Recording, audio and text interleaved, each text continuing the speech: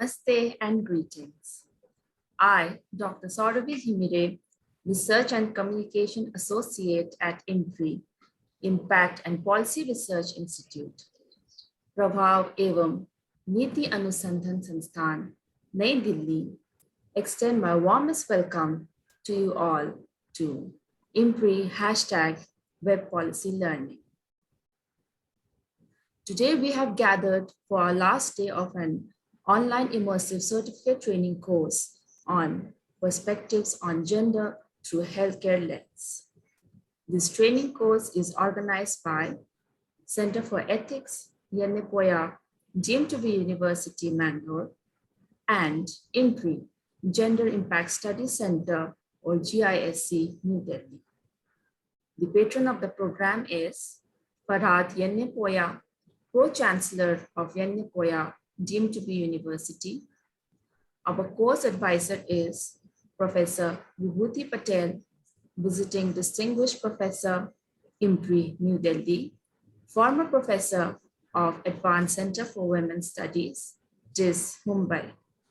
Our conveners are Professor Veena Vaswani, Director at the Center for Ethics, Yenepoya, deemed to be University, and Dr. Simi Mehta, CEO, IMPRI. We are very fortunate to have distinguished training experts, Professor Mala Ramanathan, Ms. Brinelle D'Souza, Dr. Padma Bhate Diostali, Ms. Sangeeta Regge, Dr. Kethi Ranade, Dr. Amar Jasani, Dr. Aparna Joshi, Ms. Renu Khanna, and Professor Anita Ghai. The distinguished expert resource persons have great experience gained in the field along with the expertise. I welcome all of you for this enlightening deliberation. As training experts for our third day training program, we have Dr. Aparna Joshi, Ms. Renu Khanna, and Professor Anita Ghai. Before we start today's session, I would like to remind the housekeeping announcements once again. Please join the meeting on time. There will be a Q&A session after each presentation. Share your questions on the Q&A box only and not on the chat box. The questions must not be posted as an anonymous attendee, and ensure that your questions are precise. And please refrain from making general comments in the questions to save time. The course outline and reading materials by each expert has been shared over the Google Drive for your kind perusal. Please use a Google account to obtain access, as the file sizes are very high. Once again, I repeat, please use the Q&A box and not the chat box. Now I invite our course advisor, Professor Vibhuti Patel, to set the context for the final day and initiate the program with the opening remarks and invite our experts. We look forward to learning. Sorry, Ma'am, and let me take this opportunity to wish Professor Vibhuti Patel a very happy birthday from IMPRI team and all of us. We wish you best of performance, health, and prosperous year. Over to you, ma'am. Yeah. So good afternoon, friends. For today, now we are meeting on the third day. We all had the first day was mainly focused on the macro issues of health emergency, reproductive rights of women, and also the question of gender in medical education. In the previous day, like previous Saturday, we had a discussion on very important concern like gender diversity, in which the question of body, sexuality, gender, and relationality, which could be diverse. And also Dr. Kethi Ranade talked about Gail Rubin's work on charm circle, and those who are not in charm circle, how they get marginalized and excluded. Dr. Amar Jasani's lecture was on ethics of assisted reproduction, where he talked about genetic essentialism in the discourse on assisted reproduction and how it impacts the policies, laws, and subsumes the rights and the autonomy and bodily integrity of the surrogates. The third lecture by was on on gender and nutrition by Professor Brunel D'Souza, where she highlighted the issues of political economy, the institutional constraints, intersectional vulnerabilities when it comes to nutrition security and food security. She also brought in the global discourse and how we need to make more allocation of funds, functions, and functionaries for the nutrition security. She also provided the critical evaluation of various flagship programs of government so far as the nutrition is concerned, and what can the medical fraternity do uh, for for creating universalization of food security. And also there were question and answer sessions. One very interesting observation that I have made about this course is that everybody is engaged, and the Q&A session is extremely lively. Today's discussion about gender and mental health, very, very important. For the first time, we know that the union government has allocated over 700 crores for the mental health. That means there is official recognition of the challenges that we are facing in terms of mental well-being and health, for which we have Dr. Aparna Joshi, and then we also have Professor Renu Khanna, who will be speaking on health policy, health programs, and critically reflecting on all the health important global as well as national discourses on the health policies, programs, schemes, and how we need to have a paradigm shift in the discourse, which only focuses on the clinical and medical dimension, while the social and institutional dimensions also need to be taken care of. And the last lecture today will be on gender and disability rights. We know that disability studies is now slowly and gradually getting recognition in the medical mainstream discourse, but still we have a long way to go. Professor Anita Gai has been one of the spokesperson, the first persons who has written extensively, debated extensively globally as well as in our country, and she will be talking about gender and disability. Now I request Professor Veena Vaswani to give her remarks as a convener of this whole course. Good afternoon and happy birthday to you, Vibhuti ma'am, on behalf of every one of us, including the participants. And we had started on such a journey where we noticed from the medical context, where I teach as a medical professor in forensic as well as ethics, that gender is something that's alien. The discussion on gender is alien, except you think of male and female, and besides that, nothing more happens. And when you look at it from forensic context, it's more to do with only postmortem examination, but even a kind of empathy that is to be internalized is not discussed. So when we were talking to Vibhuti madam and myself about this, we decided to have it specially concentrating on how in healthcare and different realms, including the mental, the nutritional, the access as well as the intersectionality, where a broader canvas can be discussed under these 3 days of discussion. And we had a very capable partnership with IMPRI, who left no stone unturned in getting the program started. So, with that, the 2 days have been very fruitful, and I'm very sure looking at this particular the topics laid out for today, it's going to be a cerebral feast, because especially when it comes to mental health, the way things are put under the carpet, and we have this ostrich phenomena. You put your head in the sand and think everything is fine out there. So we don't want to look at the magnitude of the problem and how best we have to go take step backward to take a bigger picture into consideration and have things in place. So for that, in fact, I'm thinking I've been more like a participant, absorbing every idea, absorbing every situational way of enrichment into myself. So this has come as a most opportune time, and I really think that it will add to a lot of behavioral change in the participants as well as each of us who are here. So with that, I call upon Sauravi. Are you going to take it from me? Yeah, Yes, and then ma'am. okay. Over to you, Sauravi. Thank you so much, ma'am. both Professor Vibhuti Patel and Professor Veena Vaswani for opening the session of our last day training program. So our first distinguished speaker for this session is Dr. Aparna Joshi. Dr. Aparna Joshi is Assistant Professor of School of Human Ecology and Project Director at iCall and Sukoon, GISC, Mumbai. And ma'am will speak on gender and mental health. We welcome you, ma'am. The floor is yours. Thank you, Dr. Sauravi, for that introduction. First of all, happy to see Vibhuti and many happy returns of the day to you.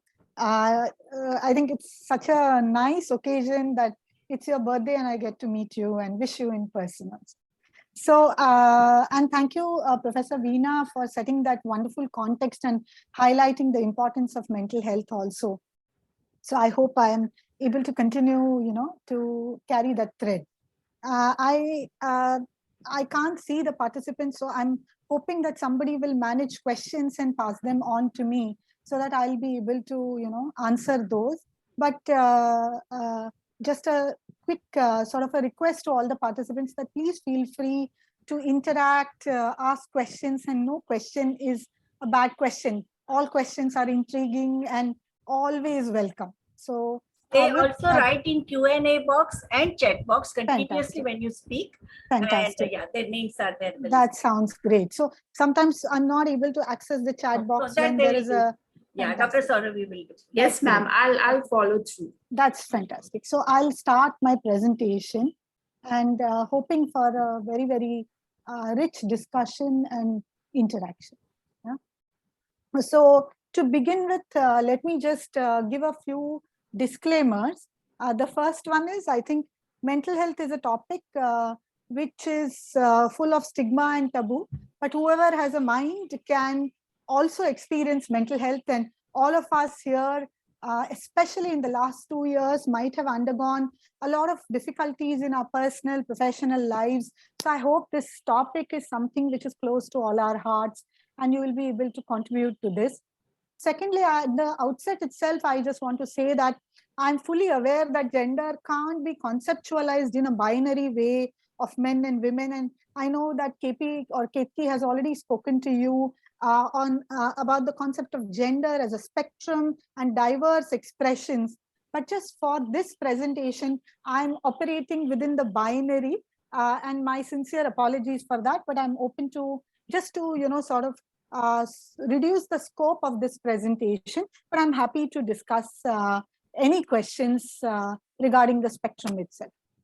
So let me tell you how I have sort of divided my presentation and what is the broad outline. I'll be mindful hopefully of time so that there is enough time for some interaction or question and answer session at the end. So I've divided my presentation into 4 large sort of chunks. The first one talks about mental health itself, because while everybody experiences mental health, the facts, figures, and the whole field itself is shrouded in a lot of myths and a lot of misconceptions also. So I just wanted to clarify the terminology, establish why it's such a big issue. Then I want to move to why is mental health a gender issue, right? What has it got to do with gender? If it is a gendered issue, what is the response that has been given in terms of program, policy, or laws in a country like India? And what is the future direction? Because I'm always, I have always maintained that in my current work as an academician and researcher, I'm also an interventionist. So I want to see to it that something changes as a result of this, wherever you are. And I've gone through the profile of participants, it's pretty diverse. So if you are able to integrate gender and mental health in whatever work you are doing, then I would think that today's class has had some impact at least, right? So let's first start with what is mental health. Now, mind itself is such an abstract concept that mental health also becomes a very, very abstract concept and has been defined in several ways. I find this particular definition by WHO very, very comprehensive a definition, because traditionally mental health has been defined as one is not just absence of illness, but presence of ability to adjust, cope, and optimally utilize whatever potentialities have been existing within me. And those could be cognitive potential, my affective potential, emotional potential, or relational potential. That is one aspect of the definition, which is very, very popular. Even the subjective well-being aspect is very, very popular. But what I find interesting about this definition is it situates mental health not just within the individual, but it suggests that it is the interaction of the individual with the environment that has something to do with whether a person can experience mental wellness, illness, distress, or other kinds of mental health expression. If you look at this definition, it also says that while individual mental health is also very, very important, it needs to be read in the light of collective goals. And collective goals, I mean, in a country like India, sometimes dominant discourses may force people to fit into something, and therefore the voice of the collective and my individual well-being may not fit. Therefore, it further qualifies that this collective goal has to be consistent with justice and attainment and preservation of conditions of fundamental equality. So subjective well-being is important, but person-environment interaction is also important. And most importantly, principles of justice, equality, larger social structures have something to do with individual well-being also. Having said that, at the individual level, what does mental health mean? And again, as I said, that this is a ballpark figure. Please understand that mental health in every culture and society may have very different connotation. And it's not a static concept, a very dynamic concept, but these are some hallmarks that you can see, that realizes one's own ability to deal with some common stressors, coping, work productively, think clearly, solve problems, have good relationships in life, feel spiritually at ease or oneness with universe, meaningfulness, purposefulness, and contribute to the community also. Now, it might be a good checklist for all of us. Where is my mental health if I look at this checklist? How am I doing? Which areas am I investing more into, and which areas perhaps I need to invest more to experience greater sense of wellness? And therefore, this checklist can be of very quick and great use. So having given you a glimpse of what is mental health, let me also talk about the other side of the prism, which is mental illness. Popular concepts of mental health, anybody is asked, what is mental health? Usually it is synonymized with mental illness. When people ask, how is your mental health? People say, oh, nothing wrong with me, I'm all fine, because it is normally equated with mental illness, and therefore the stigma also around that. So we recently have a new legislation in India, and this is one of the most progressive legislations, and I'll talk about it later on. This is called the Mental Health Care Act, one of the first rights-based legislations in the area of mental health, and it defines mental illness. And you can see as a disorder of, so there is some disturbance in the way you think, the way you feel your emotions, the way you perceive reality, the way you are oriented to the world, and something to do with memory. So if there is some disturbance in these areas, which does not allow you to meet everyday demands of life, then perhaps, and of course it affects your functioning in a very, very substantial way, then it's called mental illness. And this is one of the latest definitions on mental illness that is prevalent in India, and therefore I thought that might be a good idea to bring that definition here. I'm just laying the context, and some of you may already be very well versed with this context, but my effort is to bring all of us on the same page and then move to the next part, which is to show connections between gender and mental health, right? Now, having talked about mental health, mental illness, let me also give you a quick glance of some of the common names of mental disorders, because I'm going to use them when I'll show some data or facts or figures on gender and mental health. So mental illnesses, for the ease of our understanding, are divided into two broad categories.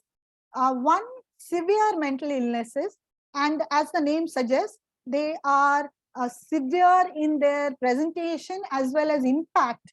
And two most important illnesses are schizophrenia and bipolar affective disorder, where the mood fluctuates into depression and mania. And the second chunk of mental disorders is known as common mental disorders. And why common mental disorders? Because they are most commonly found in community sample. Sometimes up to 10 to 14% of community population may show common mental disorders. And many of us, including me sitting here, may have suffered from common mental disorders or may be suffering from common mental disorder right now also. And as you can see the names, it is depression, anxiety, maybe excessive use of alcohol, and then there are several versions of anxiety disorders, which you can see here.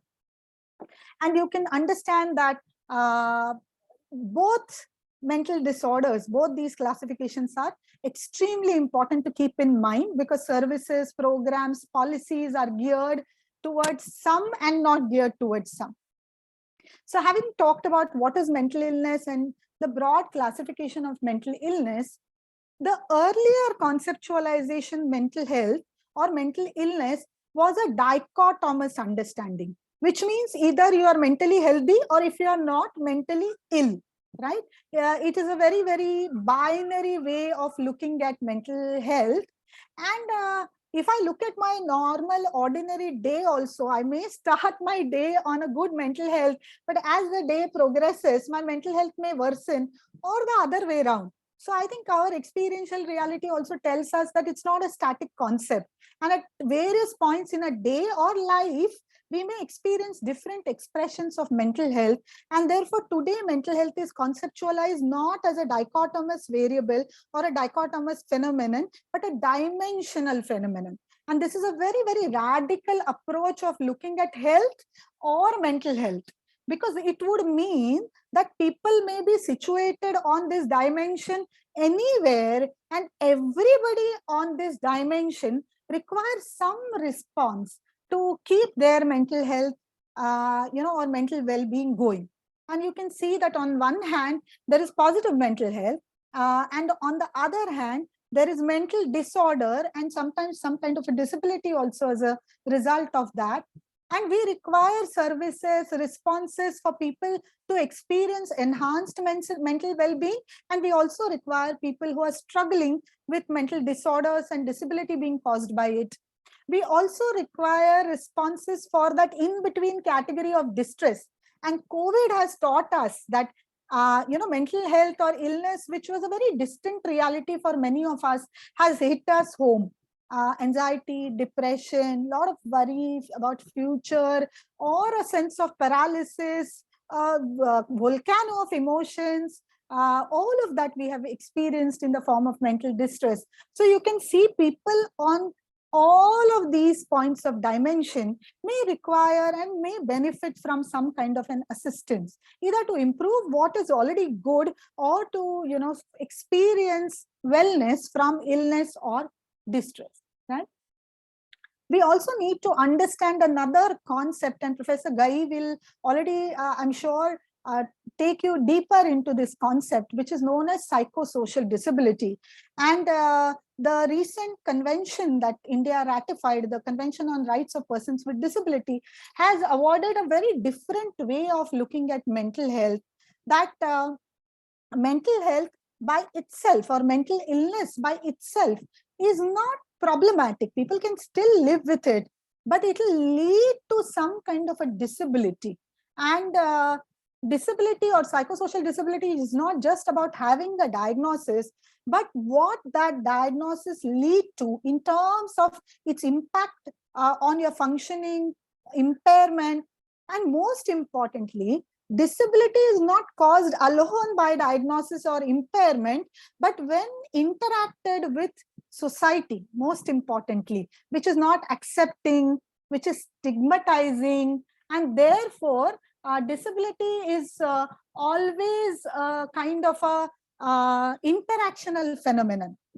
It is not situated only within the individual or one's illness or only in the society, but it is the disabling attitudes or very, very discriminating attitudes and structures of the society interacting with illness, right?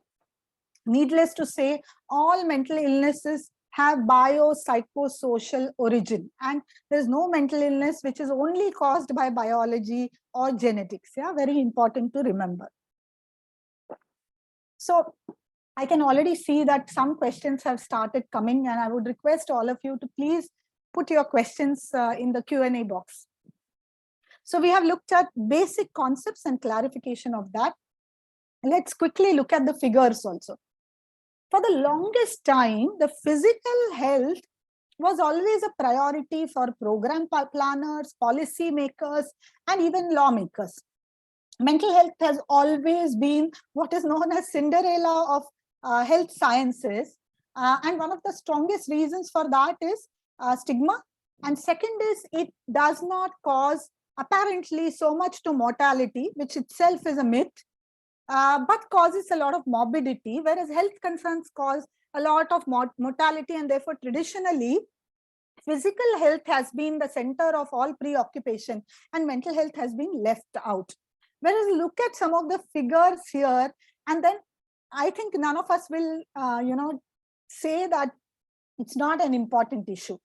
You can see that almost 1 in 10 people globally suffer from mental illness of some severity. It's one of the leading cause of disability in the world. Depression is one of the leading causes of disability amongst all mental disorders. Suicide is the 4th leading cause of death among 15 to 29-year-old. Most of the mental illnesses, almost 50% of them, start below the age of 24. And if you talk about suicide, India is one of the leading countries when it comes to suicide in the world. People with severe mental illnesses, which means schizophrenia, psychosis, bipolar affective disorder, actually die prematurely due to preventable physical conditions. And this is a very interesting finding, that the diagnosis is mental, but there is a comorbidity of a lot of physical conditions, including cardiovascular diseases.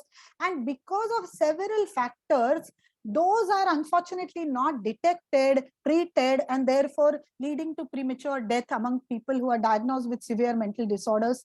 Despite so-called progress, awareness, stigma continues to sort of haunt people with mental illness and prevents them from accessing rights as well as services. And the COVID-19 pandemic again has brought to the forefront issue of mental illness. 25% increase in prevalence of anxiety and depression worldwide, as reported by WHO. These are some of the figures in India, actually. And you can see that, again, the figures are astonishing. 1 in 7 people are suffering from some kind of mental illness. And you can see what are the figures for depression and anxiety, which are common mental disorders. While the psychosis or severe mental illness, the gender ratio is almost equal, you will see for affective mental disorders or common mental disorders, largely seen in women, depression and anxiety as compared to men. You can look at suicide, and this is one of the latest data given by National Crime Record Bureau. You will see that mental illness prevalence is higher in metro cities, higher in lower income groups.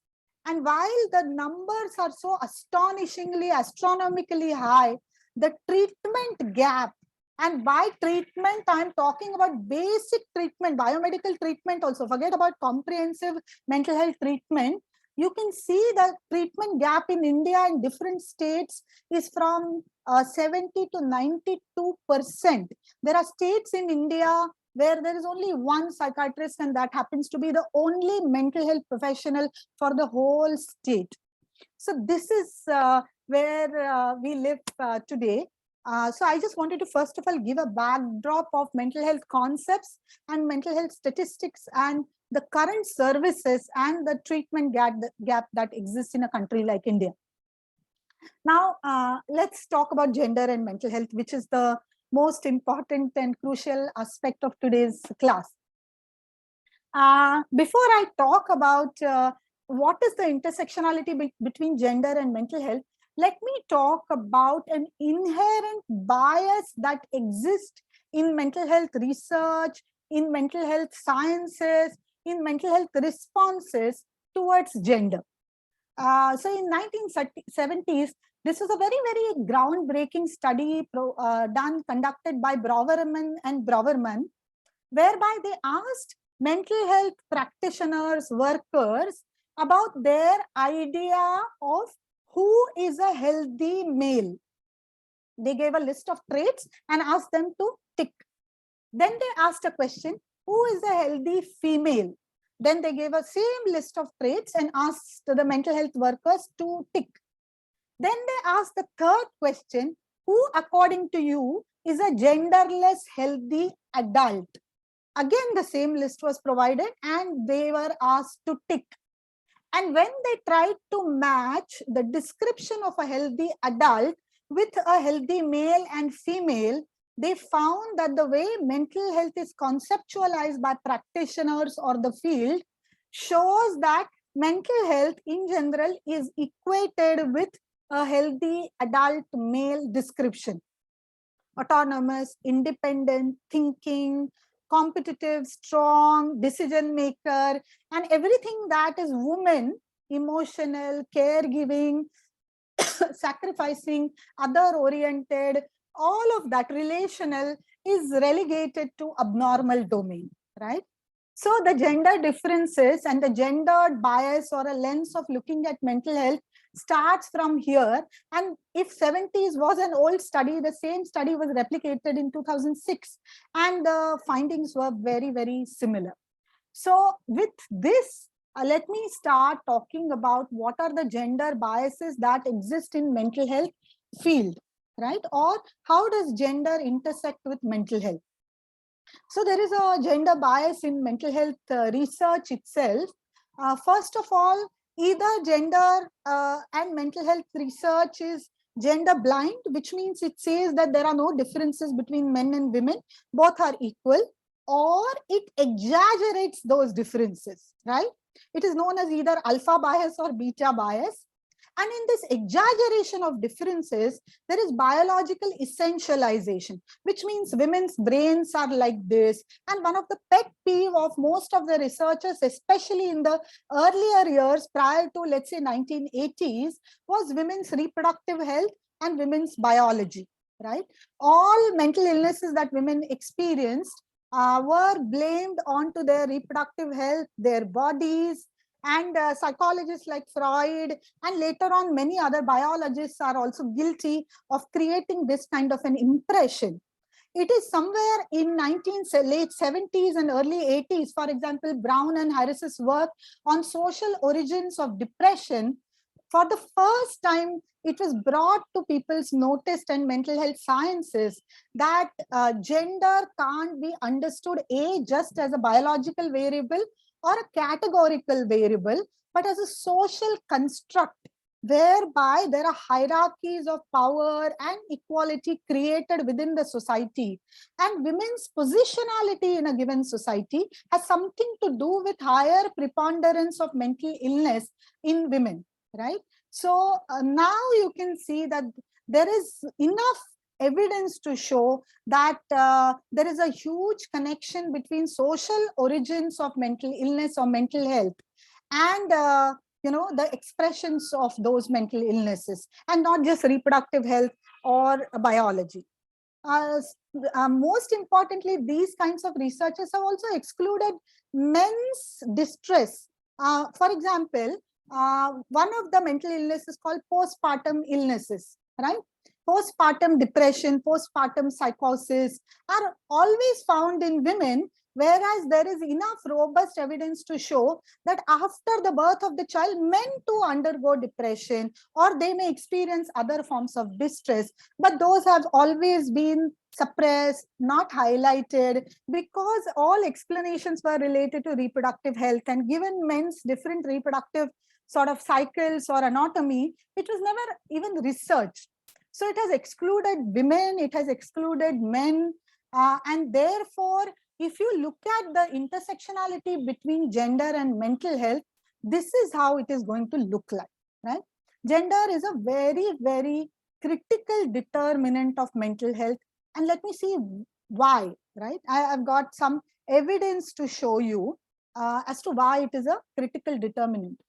So societally constructed differences between men and women in roles and responsibilities, status, power. You have already undergone this course for 2 days, so I don't have to go into all of those details.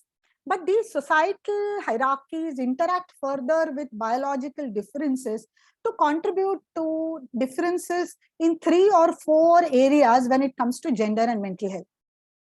The first one is the kind of gender and mental health manifestations. What disorders are more prevalent in women? What disorders are more prevalent in men? Second, you will find gender differences in the kind of stressors that underlie these disorders. The third difference that you will find in help-seeking behavior. Where and how do women seek help for the distress or mental illness they experience, and what do men do? And the fourth is related to, if I have some distress or mental illness, what does it mean? What are the consequences of it? And these are the 4 key axes along which you will see differences in gender when it comes to connection between gender and mental health, right? Let's start with the first one. Mental health manifestations and gender. So you can see that typically, if you look at the overall prevalence of mental health concerns, there are no gender differences. But if you go into specifics of disorders or mental health manifestations, you will definitely find those differences. And all of us here can look within, around us, in our families, in our circles, community, academic circles that we work in, and you will be able to understand the relevance of this data.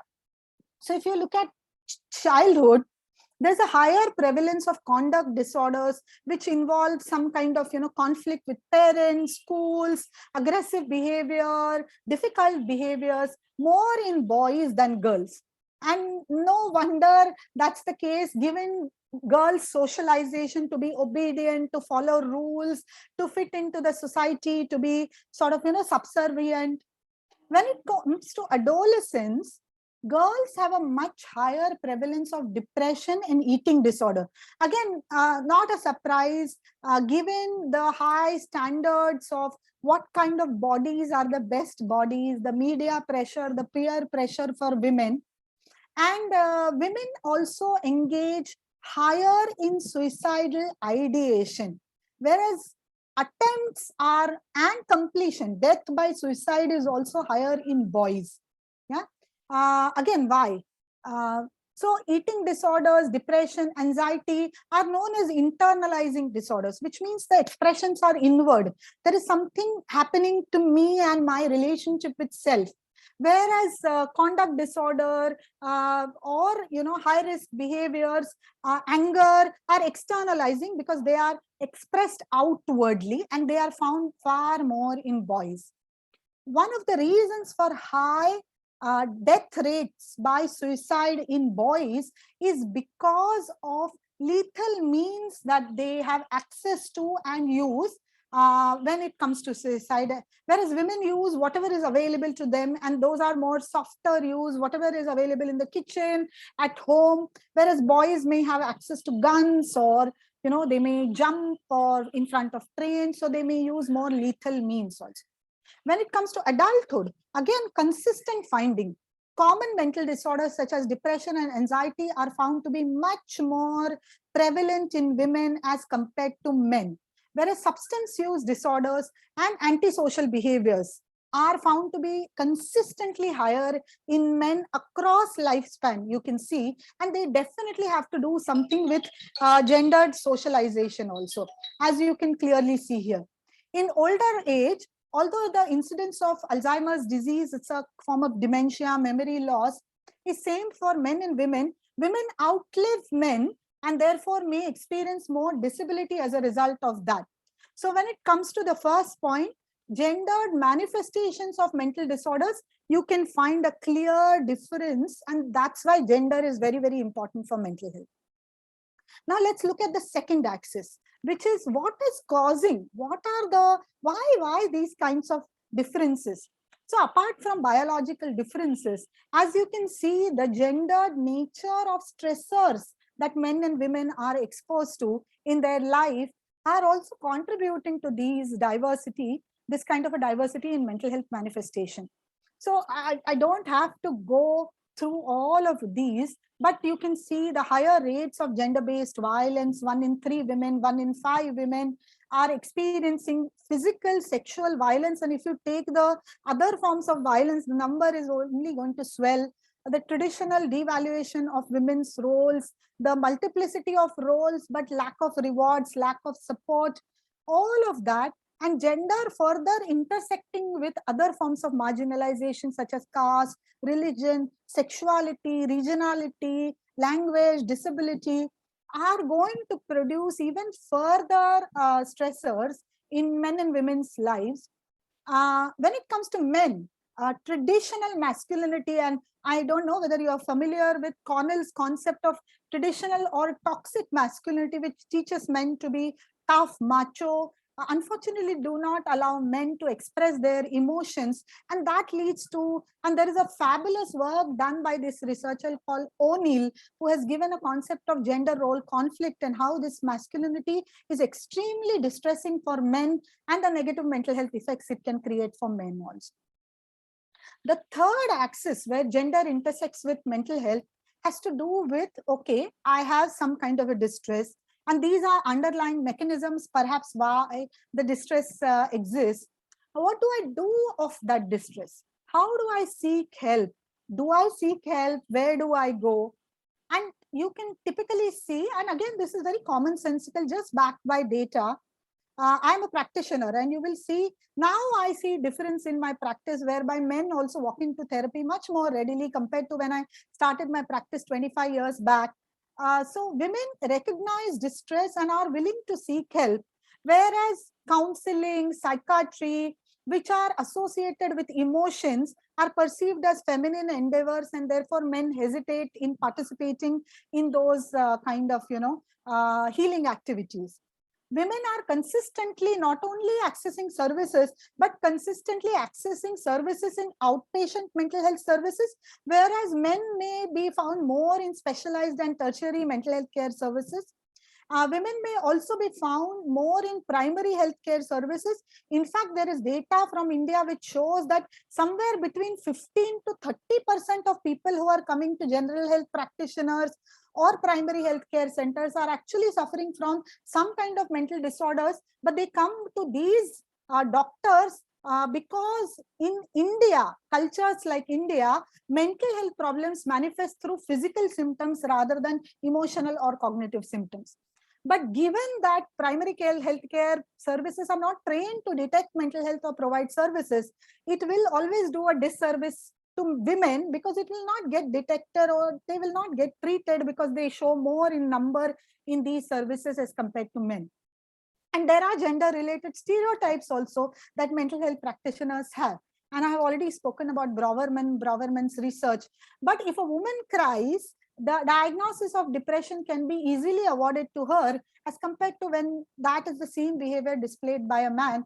And therefore, sometimes women may be overdiagnosed and overprescribed medication, and men may be underdiagnosed and underprescribed medication also. The last bit where gender and mental health intersect with each other has to do with social consequences.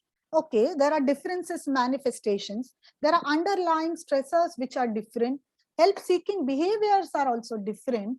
But once I have mental illness, what is the social gaze? What are the consequences of that? And there again, you will find gender differences. Yeah, first, women face greater disability. Psychosocial disability, I gave a definition. Disability is impairment intersecting with environment or society. Because women outnumber men sometimes almost 1.5% more when it comes to depression and anxiety. And depression, we feel that it's a very softer disorder, but it can cause tremendous disability in terms of functioning, in terms of occupational functioning, household functioning, and it is going to cause greater disability. And it has a closer association with violence also. When women do not adhere to gender prescribed, socially prescribed roles of caregivers, mothers, daughter-in-laws, then that is used as an excuse to inflict violence on women also. So there is disability, violence, those are the consequences. When it comes to schizophrenia or severe mental illnesses, this is a study from SCARF, which is a Chennai-based organization. And it showed that in India, when somebody has a severe mental illness, man has a severe mental illness such as schizophrenia, the chances of him being cared for are much higher when the same illness is contracted by the woman. Why? Because when a man has that illness, the caregiver invariably is a woman. Whereas when a woman has severe mental illness where there could be hallucinations, delusions, disorganized behavior, very sort of disoriented reality, hampered functionality, then women have higher chances of being deserted, divorced, violated, put in hospitals and abandoned forever. So social consequences are also very, very different for men and women when it comes to mental health. So let me just summarize what all have covered. I have talked about what is mental health, what is mental illness, what is psychosocial disability, and some kind of figures which compel us to take this issue seriously. I've also talked about 4 points why gender and mental health, or how gender and mental health intersect. And one is to do with gendered manifestations. Second is to do with gender stressors. Third is to do with gender help seeking. And fourth to do with gendered social consequences of mental health. And this brings me to the second last part, that if this is the problem, then what is being done? And whatever is being done, especially in a country like India, to respond to the mental health needs of communities, is it gendered? Is it viewed through a gendered lens? So let me quickly give you a glimpse of how India's history with mental health response services laws has been, right? It's a pretty recent history. So when Britishers actually left us, they left us with a few mental hospitals and a custodial approach to, mental health treatment, which means anybody who is suffering from mental illness has to be put in a mental institution, asylum. Originally, these asylums started, and if you are interested, I would be happy to actually share some films or share some readings also.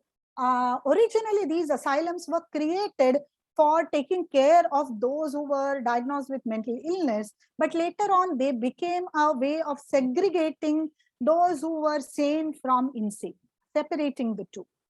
If you today also go to mental hospitals, the high walls, barbed wire, the brick and mortar itself will give you a sense that it's not treatment, it's not healing, it's not kindness, it's not rights. It's definitely segregation, discrimination.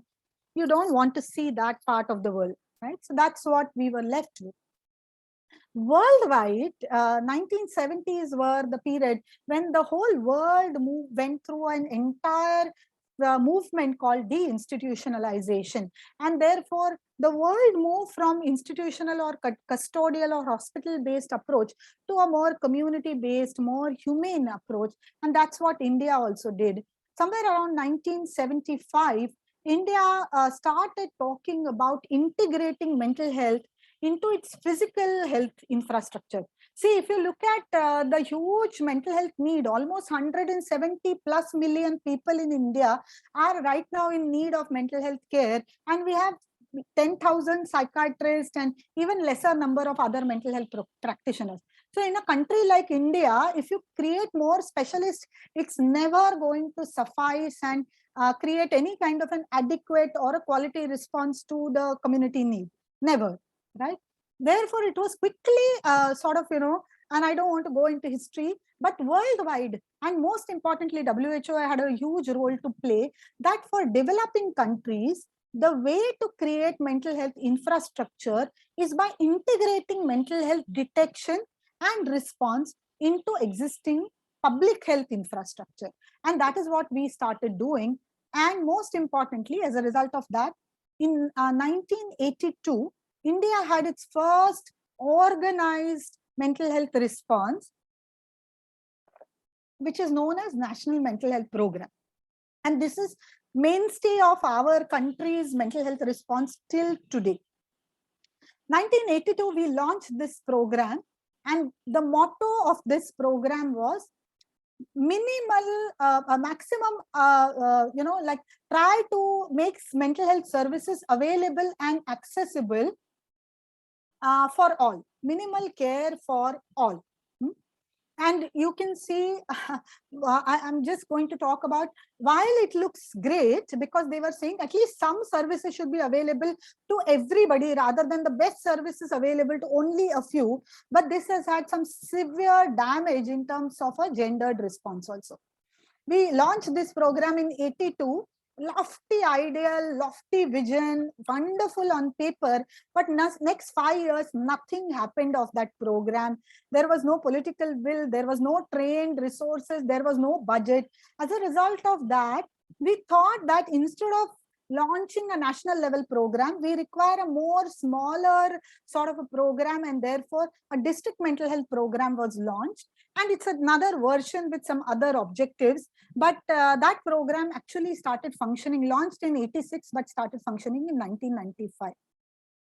Now, the problem with this minimal care for all vision is how did the public health infrastructure, which is used to concepts such as immunization, communicable diseases, family welfare, family planning, how did it deal with mental health? Quickly, mental health and mental health detection and services got translated into two things. One is detection of severe mental illnesses, because the symptoms are very identifiable, whereas depression, anxiety, the common mental disorders were considered as maybe, just made up stories, and therefore never detected and never responded to. And therefore, this entire actually program became sort of oriented towards severe mental illnesses, whereas you will find that common mental disorders are far more prevalent amongst women, almost 1.5 times more, leaving women out. And the entire approach was biomedical rather than psychosocial in nature. And I have already talked about women's distress or illnesses are sort of somewhere stemming from the social origins, from the life realities. And biomedical approach, there are no pills for domestic violence. There are no pills for gender-based discriminations. So this approach was doing a huge disservice. While the programs were systematically omitting women, if you look at women's movement in India, of course, I think one of the first forces in India also to bring mental health to the forefront. And it is in the 80s that it was brought much more to the forefront. And of course, women's movement was rightfully suspicious of joining hands with psychologists or the entire mental health fraternity, which was pathologizing women's normal protests against this discrimination and the violence that they were facing. Fortunately, over a period of time, with the help of women's movement, some very strong civil society movement, today you will see that mental health in India is slowly moving away from custodial, biomedical to more community mental health approach. And that's the direction one needs to take. I'll also quickly talk about the role of rights violations, the role of media. For example, an incident in 2001 in Ervadi, where people who were brought to a traditional healing facility and chained, the very day they were brought to this facility, the tent caught fire and all of them died. And this entire event was covered by media, and violation of rights of people with mental disability was taken seriously. Post which the NHRC, National Human Rights Commission, actually conducted a huge study of mental hospitals and cut to the chase. In recent times, the Convention on Rights of Persons with Disability also brought mental health as 7 kinds of mental illnesses as disability, forms of disability. And India was one of the first countries to have ratified this. And today, as a result of that, we have to look at all our legislation.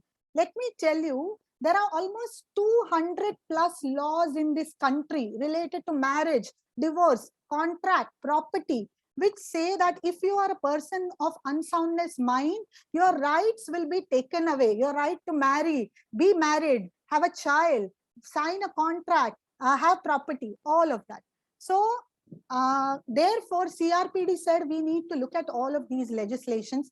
And today, as a result, we have one of the first rights-based act, which is Mental Health Care Act 2017, which actually gives a right to all people in this country to have mental health care, and for every person with mental illness to be treated with dignity, have full equal right before law, and a right for complete participation in the community. And I'll just take 2 more minutes so that there is time for question and answers also. So today, we live in very, very interesting times. The discourse is moving towards community mental health, a rights-based conceptualization of mental health, a psychosocial, at least there is an urge. The program and services largely still remain biomedical, ignoring the social structural realities of our lives, and women are that group who are most affected by these realities, right? COVID has also done wonders. Suddenly, I mean, somewhere before 2020, I was running behind people, telling people that mental health is important. And today I find that people are coming to the organizations that I run, saying that we want to do something about mental health. Please help us, tell us how, right? So I think this is an interesting opportunity. But if we have to look at mental health from a gendered lens, these are the few steps that I wish to suggest. And by no means this is a comprehensive list, but it's a far more illustrative list. So one of the first things I wish to say is research, psychiatric training, mental health training, practice should actually integrate a gendered lens, not as a categorical variable, but a social reality for all the people, right? The discourse about mental health in India has to be lifespan, has to be rights-based, and empowering, and not stigmatizing. For example, we also have a law in 2016 which is called Rights of Persons with Disability, which has 7 disabilities which are related to mental health. And today, if you actually register under this law, then the law gives you rights. We require a rights-based discourse and not a stigmatizing, incarcerating, blaming, and invisibilizing discourse. And we require community-based services, not hospital-based services. So today, for example, Professor Patel was talking about this extra allotment of money. The government has talked about establishing 23 telemedicine centers. Again, and that brings me to the point of constricted notions of mental health in a biomedical way and response also in a biomedical way. And if you have to make it relevant for all genders, then we have to look at our response also beyond biomedical. It may include self-help, it may include support groups, it may include art-based community care, it may include recreation, expression spaces for people, rehabilitation, occupation, money, cash transfers, and a lot of research being done how cash transfer is a mental health measure today, right? So very important. And mental health policies and programs should talk to people of all genders and not have a top-down approach. Training has to be sensitive to the gendered stressors, gendered barriers, gendered realities of people's life.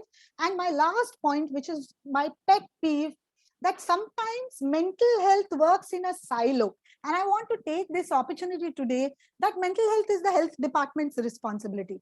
To my mind, mental health is a development issue, right? Wherever there is big 2 ways. One is those who are lower on the development ladder have shown to have lower or poorer mental health, and those who have poorer mental health unfortunately fall through the cracks of development programs. So you are running any program for women, children, employment, youth, or water management, community programs. Mental health and through a gendered lens needs to be integrated, yeah, and not run in silos. Mental health has to be also used at not at just a responsive level, but at a preventive and promotive level. So I hope I have finished my presentation in time so that there is some time left for question and answer. But just to summarize, I took you first through the concept of mental health, psychosocial disability, some facts related to that. Then I showed how gender and mental health intersect with each other. I showed how what is India's current program, policy, and legal response to mental health, and how it's not unfortunately gendered, and what is the way forward. I'm fully aware that maybe there are several gaps, but given this 1 hour, my job was to at least paint a picture in front of you, and then it's everybody's journey how you can integrate these insights into your current work. Thank you so much, ma'am, for your enlightening deliberation and improving our knowledge related to mental health and gender. And before we move on to the question and answer round, I would like to call upon Vibhuti ma'am with her comments. Ma'am.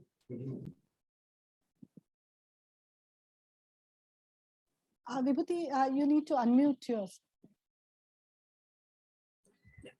So I think Dr. Aparna Joshi's very, very comprehensive and focused lecture on mental health has brought out so many important points that how everybody, healthcare system, civil society and state have to make effort to change gender stereotypes and also combat gender-based violence, address intersectional vulnerabilities, address the developmental issues, and provide more and more opportunities to all genders and all age groups for self-actualization so that they can achieve high level of mental health. Respect for diversity, plurality, multicultural outlook, democratic behavior.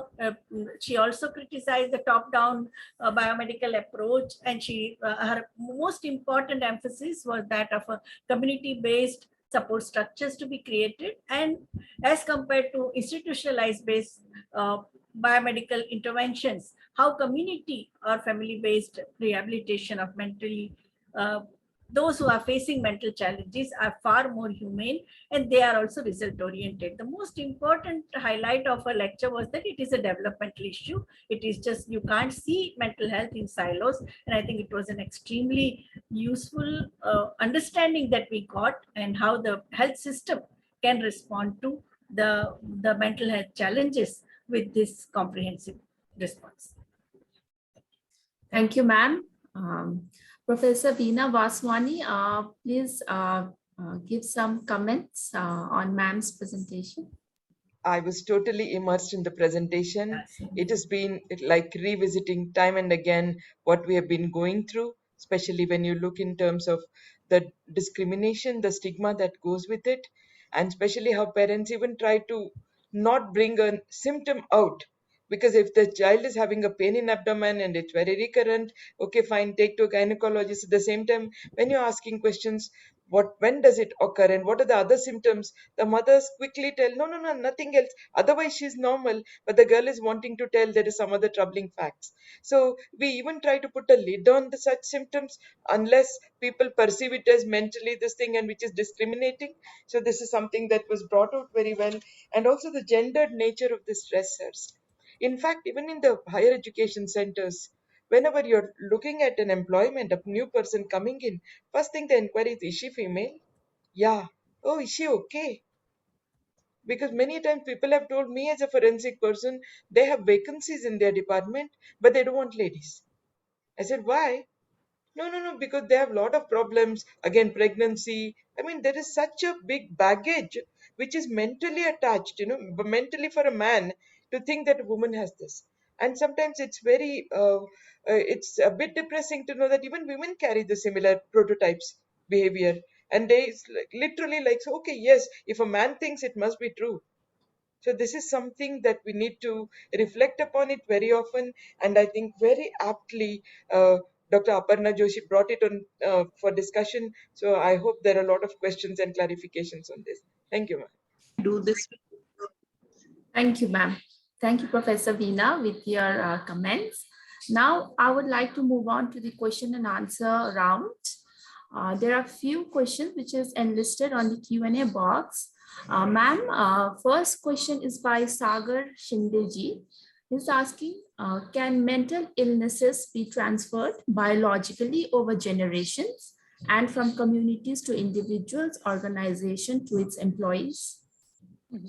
Yeah, I mean, yeah, again, when it comes to transmission of mental illnesses, uh, we all feel that, biological or hereditary and genetic factors are important, and they are important, especially for severe mental illnesses.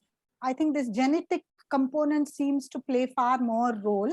But apart from the genetic predisposition, the inter-family or intergenerational transmission could be because of several other factors, such as observation or trauma that is just being passed from one generation to another also.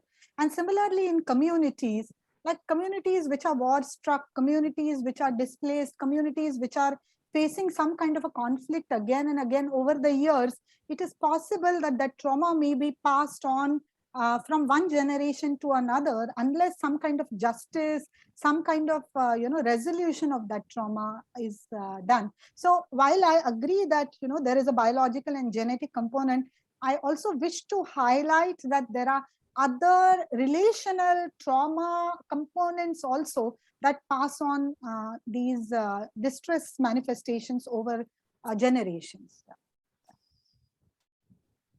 Ma'am, another question is, there is an increased attention to mental health post-COVID pandemic. So is this going to be temporary, or is there any field where it's going to be progressive and will be sustainable? Right. Thank you so much. What a great question. And I would like to answer that question with a lot of optimism that I hope that, this is not one of those waves which rises and falls. I think all of us need to hold on to this wave, because for the first time, as I said, that mental health is not a distant phenomenon. It has hit me. It has come home. And therefore, it's an experiential reality for many. And it's not an illness suffered only by a few.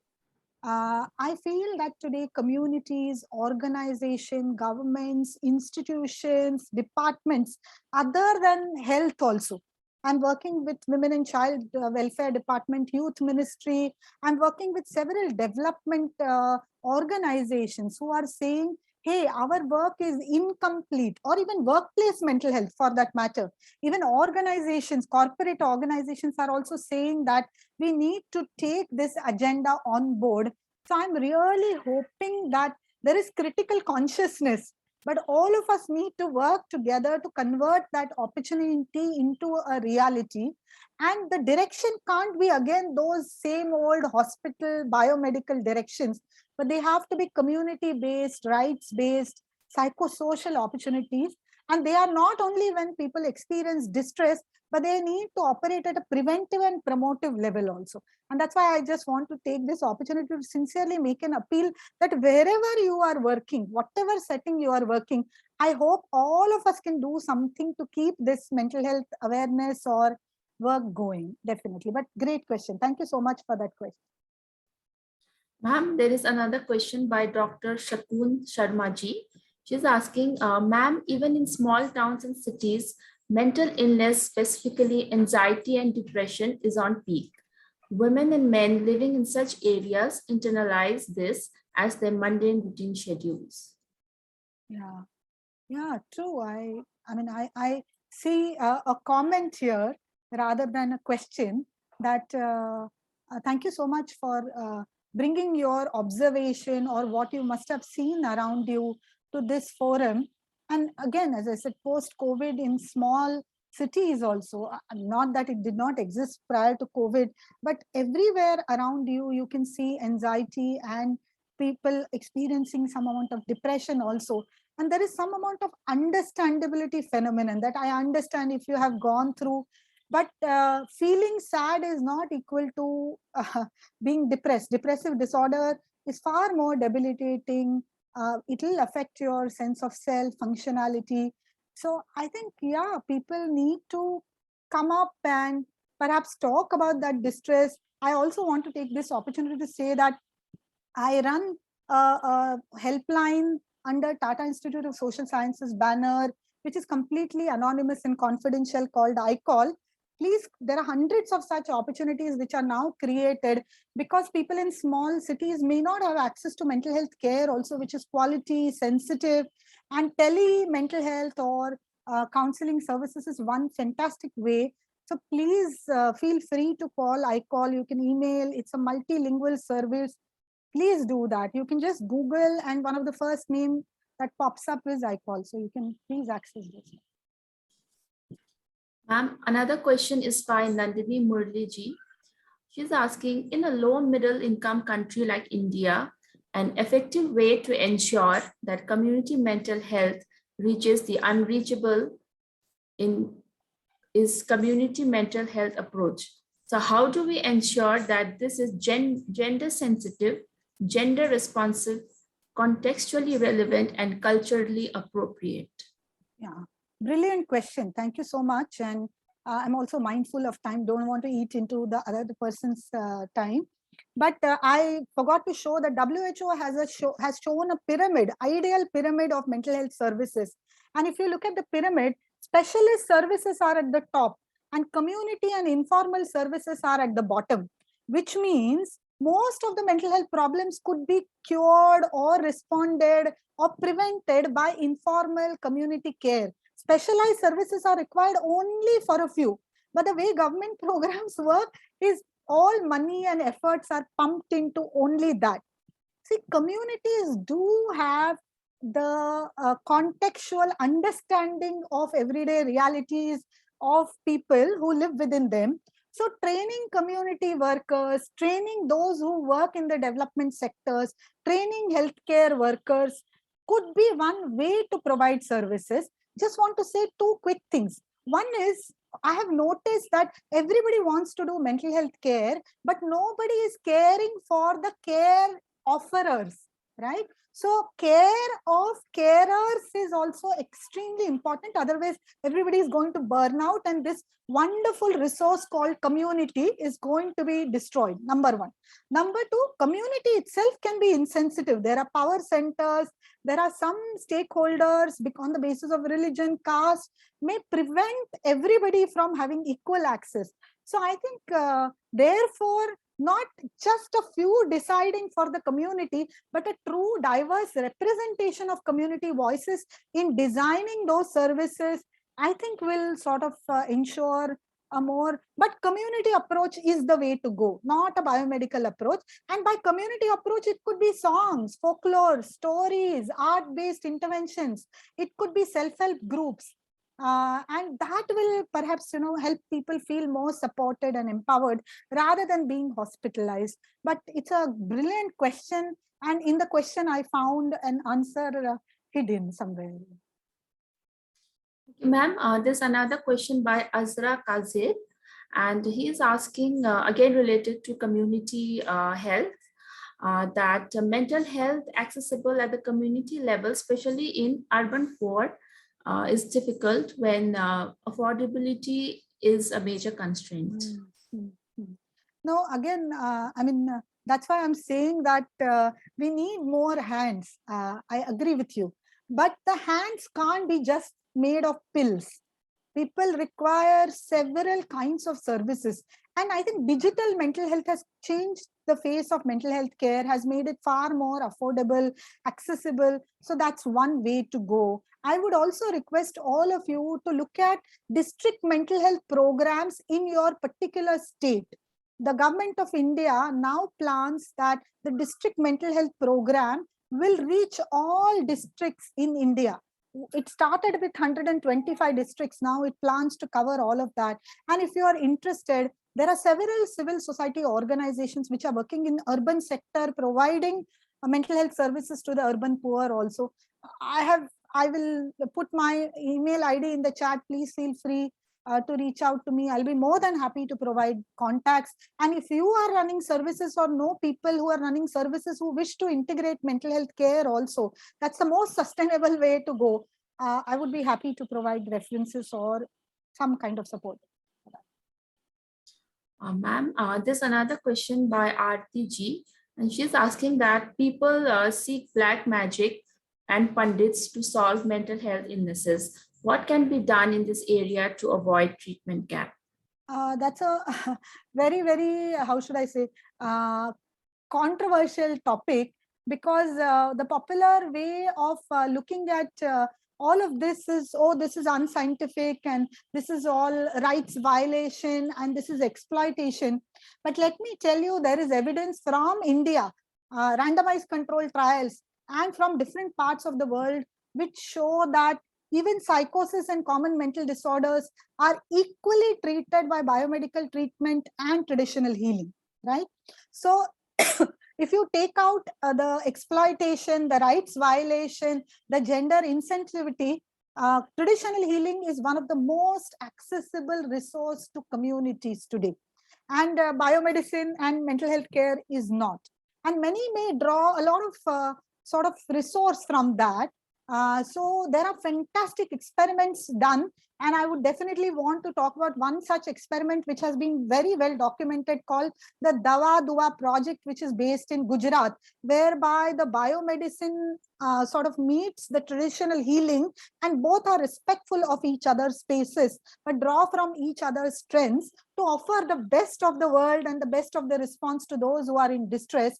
Please take a look at it. The BBC has made a film of it, and the project has been academically also documented. And there are several such projects which are coming in different parts of India. Please take a look at it. So instead of dismissing, because when we dismiss, I don't know whether you are aware of this very celebrated anthropologist called Arthur Kleinman, who says that explanatory models of mental illness in India are very different from Western models of biomedical illness.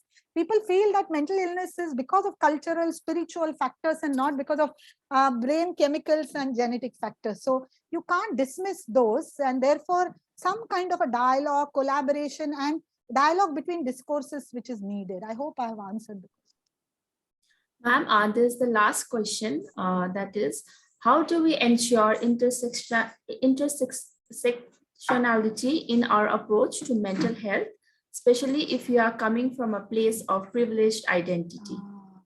What a brilliant question. Whoever has asked that question, I don't have a one fit for all kind of an answer. I can answer on my own behalf.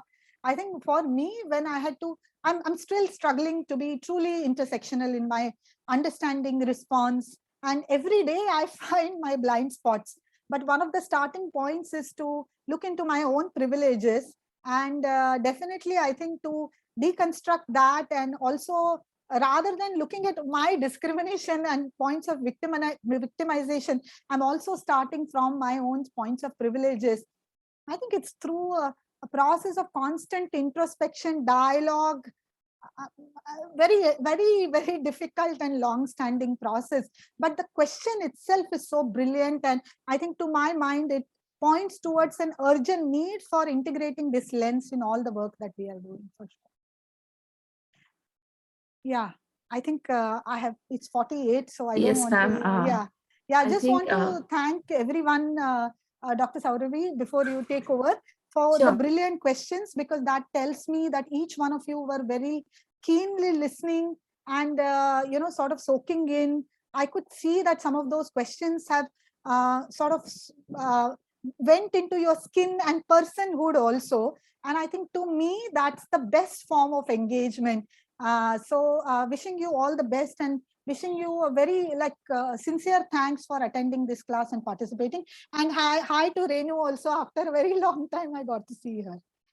Thank you so much. Great to see you all. Ma'am, is there any concluding remarks that you would like to give before we move on to the next session? Vibhuti, ma'am, please unmute. Professor Vibhuti, you are on mute. Yeah. So we express our heartfelt thanks to Dr. Aparna Joshi for a very, very comprehensive lecture, demystification of so many stereotypes we have about mental illnesses, very valuable information, case studies that you gave in most important thing, a robust analysis, which I think, and here there are so many health practitioners who are working in the hospital, in the NGOs and communities. So I think it was an extremely learning experience for me also. I was also totally engrossed. Thank you. And Yeah, now thank you. Thank you so much. Thank you to IMPRI and all the people here for inviting me and giving me this opportunity. It was a wonderful interacting with all of you. Thank you so much. Have a lovely day. I'll drop out of the session. Yeah. Thank you so much, Have a nice ma'am. day, Renu also. Yeah. Thank you so Lovely. much. Thank you, Vibhuti ma'am, for your comments. Now we move on to the next session for a day. And I would like to call upon Ms. Renu Khanna, our distinguished expert who will be speaking on health policy under gender lens, legal concerns in gender and health. Ms. Renu Khanna is researcher and activist and founder trustee at Sahaj Society for Health Alternatives, Vadodara. Ma'am, we welcome you and please take over the session. Thank you very much. Thanks a lot to all of you. And I am actually feeling very sympathetic for all those people who are attending this, because I think you've been attending a lot of lectures and this is the second last one, and I'm wondering how fatigued you are. Anyway, so the title of my lecture today, I'm sorry to say that I have had to cut out one part, which is the laws related to gender and health, because that is a whole sort of lecture in itself. And I didn't want to, as it is what I'm doing, covering the health policy and programs in India from a gender lens is very long. And I didn't want to complicate it with putting the laws also. If people are interested, I have a presentation on it and I can send it to you, or we can do another lecture at another point in time. So, so should I just have your special lecture on laws regarding? Sure, we can do that. Yeah. So should I go ahead and share my screen? And I was just wondering, do any of you have any specific questions before I start? Just for me to get a head start on what you are thinking and what your concerns are. Veena ma'am, would you like to come in? Yeah, I would thank you, Renu, for starting with the question itself. So the reason when we started this program as well was the fact that we look so much into binaries and we think we are enlightened souls because we know how to treat male and female, and then there is a particular way of treatment of females which is kind of accepted by some of the males, and it goes on from generation to generation. And now the learned behavior, which is so much ingrained, which is through the societal acceptance, is so difficult. And to introduce spectrum into it is very difficult. To say that, okay, gender comes now in spectrum is what I can understand very well, but others are grappling with the fact that male superior is good enough, female inferior is dichotomy is all we understand.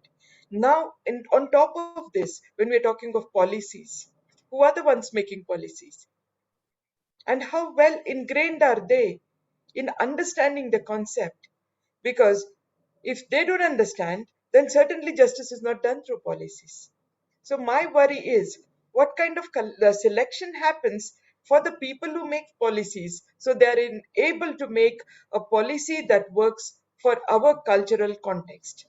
So that is my question, a big question, I think. Okay. So I think we in India are very far from answering your question. Having said this, so what I'm going to be doing is actually tracing, as I've said, gender in health programs in India. And this is how I'm going to go about, my lecture. I do want to talk about the perspective and some definitions. There's a certain perspective that many of us approach this subject with, and I want to sort of explicate that perspective, and then give a historical review of gender in India's women's health programs, and both pre-ICPD, the International Conference on Population and Development in Cairo was a milestone as far as reproductive health and rights is concerned. So there were some things happening, before the ICPD in 1994, and there was something else which happened after the ICPD, and I want to talk about that. And then I want to talk about the NRHM, the National Rural Health Mission in 2007, and how gender is treated within the NRHM. And then beyond that, something which is more, sort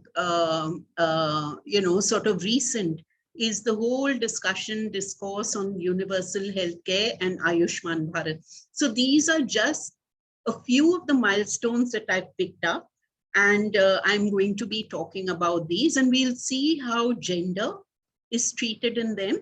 And you can be absolutely sure that we go nowhere near gender, beyond the binaries.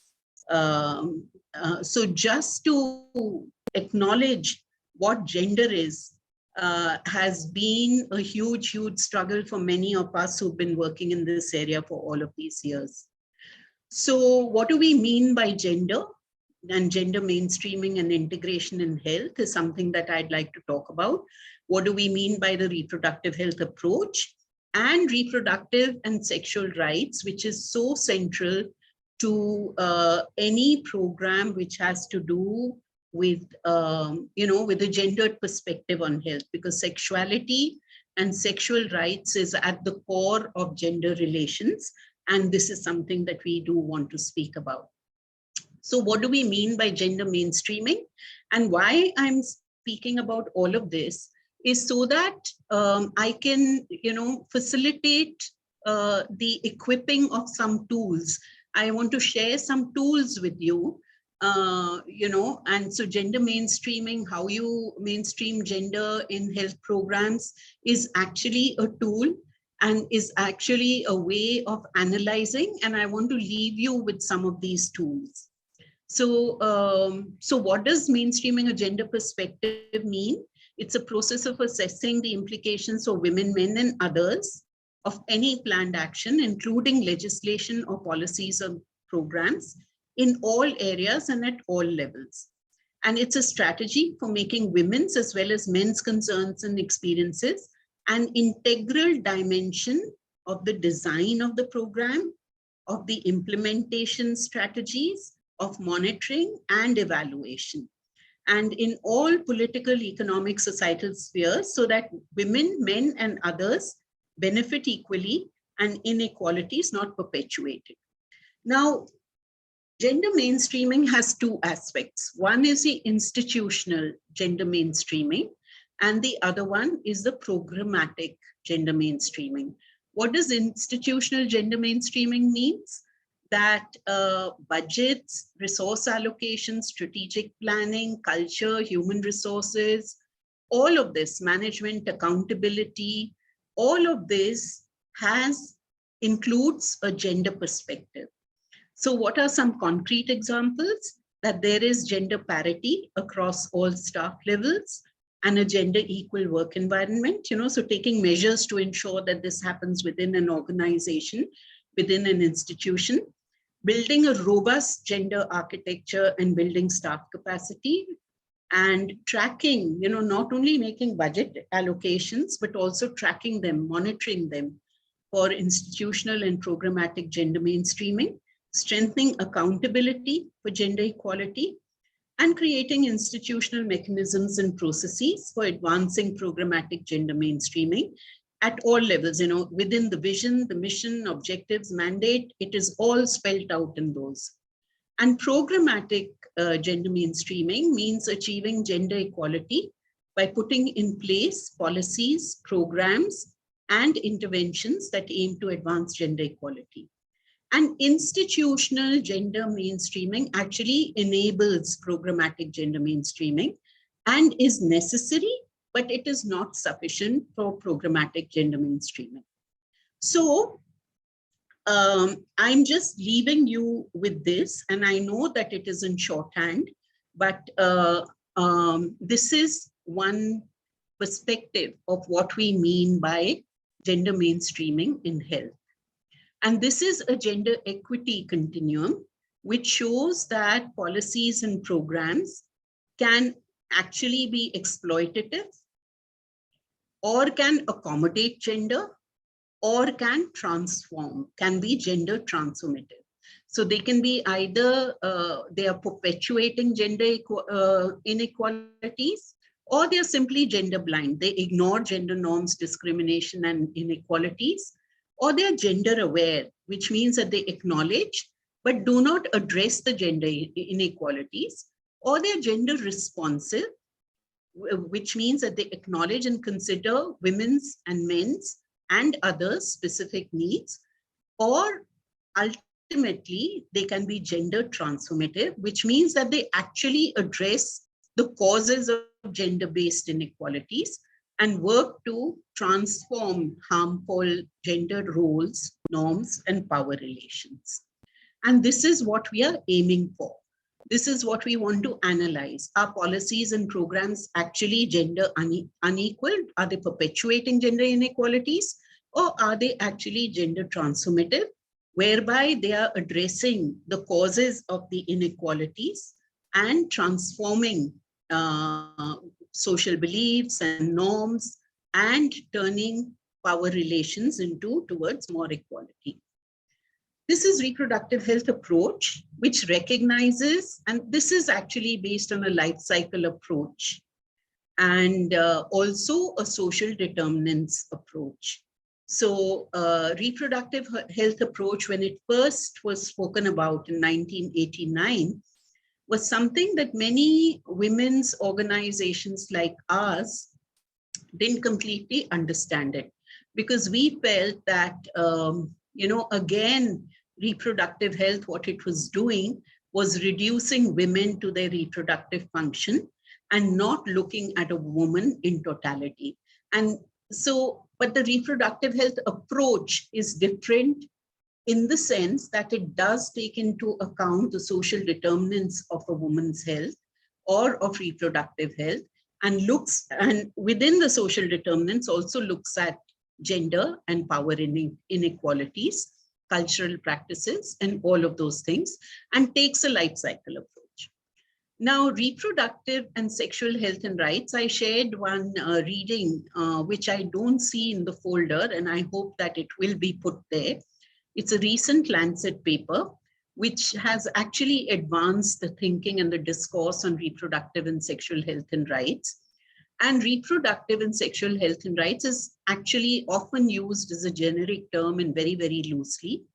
But these are four very distinct concepts. And the point to be made here is that while many reproductive rights may be closely linked with sexual rights, the reverse is not true. Many sexual rights are actually independent of reproduction. And this is something that we have to recognize and address in the way we think about reproductive and sexual health and rights. So this much is the perspective on which my analysis of India's history of women's health programs is based. So now I'm moving to the second part of my lecture, wherein I'm giving you this history of the women's health programs in India. And so after independence, all the programs, and these are broad brushes, okay? These are really broad brush trends and patterns that we have seen over the years.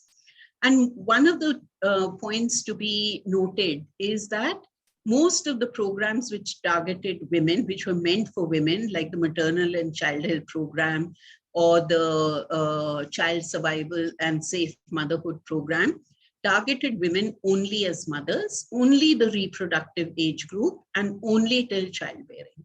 So the clear example of this is the ANMs and the Anganwadi workers eligible couple register. It has listing of women who are only in the reproductive age group and who need contraception. That is all that the women are targeted for. Once they are permanently sterilized and they finish their childbearing, they disappear from the radar of the health programs. So this led to this question of that, where is the M, where's the mother in the MCH program? So all the, the maternal and child health program was heavily focused on child health, and that was one of the critiques. India's family planning program in 1951, and India was one of the first countries in the world globally to have this kind of a program, a contraceptive program. Whereas in most countries, women were fighting for contraception, here in India, for totally different reasons of population control, we were granted the family planning program, and which was based not on a reproductive right or control over our bodies, but a population control perspective, as I've said. The other thing, very positive thing in our country, which many countries never had and still don't have, is the Medical Termination of Pregnancy Act in 1972, which allowed for legal abortions, unlike in many other countries. In many other countries, to this date, abortion is criminalized. And women, as well as providers who provide abortion, can be sort of arrested and put in jail. And there was a complete blind eye to sexuality-related issues in the family planning program, in the MCH program. There was no acknowledgement of them. And any acknowledgement of sexuality only came with the HIV/AIDS program. And so the women's health movement in the late 1980s, and this is part of my own lived history, the women started saying that we need birth control and not population control. And there were strong critiques of the family planning program, that it's anti-women, it's anti-poor, and there were campaigns, very powerful campaigns against hazardous contraceptives and unethical trials of Norplant. There were studies in 1980s on women's morbidity. Some of the first studies in the world, actually globally, was the Bangs Lancet study in Gadchiroli, where women's morbidities, community-based surveys were done of women's morbidities, which tried to establish that there should be women and child health rather than mother and child health. And the visibility of reproductive health and articulation of reproductive rights started happening with some of this very, very early work. Now, in 1994, there was, as I was mentioning, the International Conference on Population and Development, and in 1995, the Beijing UN Women's Conference. And these were landmarks, actually, in establishing, one, reproductive rights and reproductive health. And the Beijing Women's Conference was a landmark in getting sexual rights language accepted globally. And these resulted in India in what was called the target-free approach. So targets for contraceptions, for family planning, for sterilization would not be imposed from the top, but would be based on a community needs assessment approach. So it would be not top-down, but it would be bottom-up. And the reproductive and child health program was formulated in 1997 after the ICPD.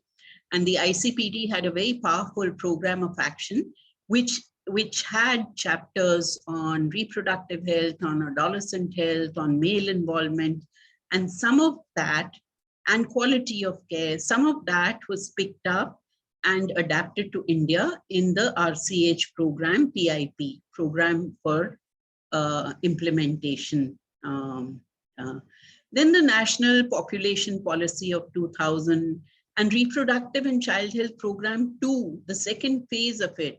And I'll talk a little bit more about this, but these were some of the, as I'm saying, the milestones that I'm going to be talking about.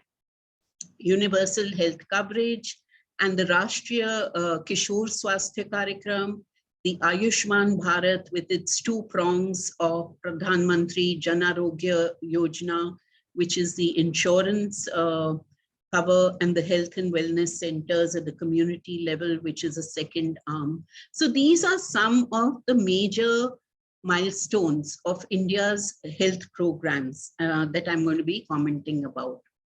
So the RCH2 program implementation plan was actually a fantastic document. And if you read it even today, you will find that it is so formulated and drafted.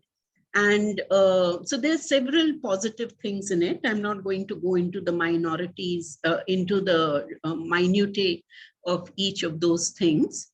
But they also gave some very, very realistic activities to address gender inequities in state program implementation plans. For instance, it talked about increasing the number of frontline women healthcare providers. They talked about task shifting by extending roles of ANMs and other staff. They talked about making services responsive and accountable. They talked about indicators to track how gender inequity issues are addressed by states. And this is all happening in, as I was saying, in the late 90s. And so it's really very, very wonderful to see some of these things in the PIP. Of course, how much happened on the ground is a matter of huge, sort of debate. One of the other things which was happening around that time was the discussions on the adolescent reproductive and sexual health. This was mainstream within all the RCH interventions, and adolescent clinics were started in select districts. Services at each level of the health facility, subcenter onwards, was outlined, and adolescent-friendly services and training modules for healthcare providers were subsequently developed. Now, much of this remained within the realm of the ministry. Very little actually got translated into implementation. What did NRHM do to women's concerns? So the NRHM actually resulted in verticalization. And I feel that we lost the ground that we had gained after the ICPD in the RCH program. All the gender issues were put into the reproductive and child health program, and maternal health came into the NRHM. So there was verticalization, there was siloization, and left hand didn't know what the right hand was doing. Maternal health was reduced to institutional deliveries, and all that they were tracking was the Janani Suraksha Yojana disbursements, the cash transfers to BPL women, and the number of beneficiaries. And there was no concern, or very little concern, about the quality of institutional deliveries, the quality of antenatal care, postnatal care, which is still to this date non-existent, safe abortion access. All of this was missing from the NRHM. And maternal deaths reporting, review, and analyzing. All of this was actually not really focused upon. The focus, as I was saying, was only on cash transfers. So now, one of the things that I want to talk about is that the National Rural Health Mission spoke about the convergence of vertical programs. And vertical programs like the malaria control program, like the TB control program. And some of us were saying that shouldn't these also have a gender perspective? So we're talking about gender mainstreaming, we're talking about programmatic gender mainstreaming. So how can gender be mainstreamed into a malaria control program or a TB control program? And if you look at so one other thing, when you're doing a gender analysis in health, you have to consider both the biological and the gender. So because the biological, the bodies are different in terms of the hormones, in terms of the physiology. So the male and the female body is different. And therefore, there are different things going to happen to those bodies. But these differences are actually accentuated by all the gender factors and the secondary status of a particular gender and genders, other than males. So some of the biological aspects which were found was that more men than women are affected by malaria, but there are very serious consequences for pregnant women with malaria. The outcomes can be abortion, stillbirths, low birth weight babies. Adolescent girls are particularly vulnerable to malaria. And so all of these things, access to healthcare services is affected by gender inequality. Insecticide-treated bed nets are subjected to gender norms. So the man will sleep under the bed net, but not the woman. So there is a gender perspective to malaria, which needs to be incorporated in the way programs are designed and implemented. Now, this is some of the epidemiology about gender and from a gender perspective. And estimates show that burden of malaria in pregnancy may be very, very high in India. But the National Vector Control Program does not collect any data on malaria in pregnant women, rendering the problem invisible. More than half of the women in antenatal clinics and 75% of the women in delivery units were infected by falciparum malaria, was one study in 2009. And if you look at the strategic action plan for malaria control, you will see that the data is not sex disaggregated, nor are deaths of pregnant women due to malaria separately reported. There are only about 10 lines on malaria in pregnancy in an 80-page document. The M&E framework is completely gender neutral. There's no mention of, in the malaria information system, the data recording system, of the need for disaggregated data and integration of malaria with other programs, for example, the RCH program or antenatal services and JSY are supposed to distribute bed nets to pregnant women. So that should have happened. The training manual for medical officers, there was only half page in a 28-page document on gender in malaria, but nothing on strategies, action steps, role of peripheral workers. So I'm just saying that it is, that when we are talking about gender in health, it is not only sex-specific health programs like the MCH or the RCH, which should incorporate a gender perspective, but also communicable and non-communicable diseases. Okay, I'm going to skip this slide. It's all there, but this slide is a recommendation from one of the meetings that Common Health Coalition that I'm associated with in Jharkhand, which is a malaria endemic area. They came out with these recommendations for malaria in pregnancy. Similarly with TB, and I'm not going to spend time on these slides, but look at TB from a gender perspective. And I'm going to skip this because in the interest of time. I'm now coming to gender and universal healthcare. And as many of you may know, that the government of India set up a high-level expert group to design a universal health coverage or care program. And so what did that have to say?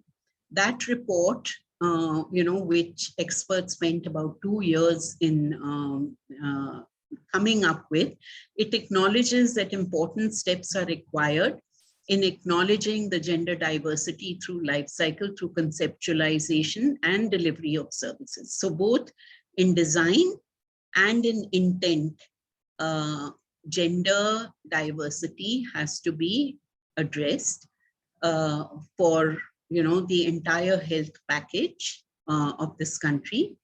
And access for women and other vulnerable genders has to be improved.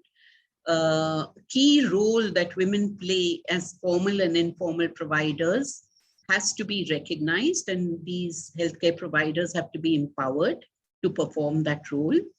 Data analysis, monitoring, evaluation systems are needed to be strengthened to make them more gender sensitive, and support and promote the rights of girls and women to health in families and communities, as well as through programs and policies. So both demand side and supply side. So this was a vision of the universal health care from a gender perspective. Of course, too much did not happen. In fact, very little happened. The report was just, it's just sort of placed on shelves. But the HLEG recommendations are very, very specific, that what is a package of essential services from a gender perspective. And if you look at what happened in the COVID period, you will realize that maternal health services and reproductive health services did not come in as essential services in the first phase. It took a lot of lobbying and advocacy by women's health advocates to get contraception, safe abortion, gender-based violence as a health issue recognized as part of the essential health services package in the COVID period. The HLEG recommendation also was that there should be gender responsive service delivery, and gender issues and human resources for health should be recognized and addressed. So this is that part of institutional gender mainstreaming that I was talking about. And health financing. What works for women and vulnerable groups should be in the forefront. Essential medicines which are required for women. If you, some of you may know that the proportion of anemia in women and girls is very, very high in India. And yet iron and folic acid is not readily available. So provision of essential medicines, including blood, and I would also put blood as an essential commodity, because many women in our country die because of hemorrhage. So, and blood is required, blood transfusion is required, and blood is several times not available in emergencies.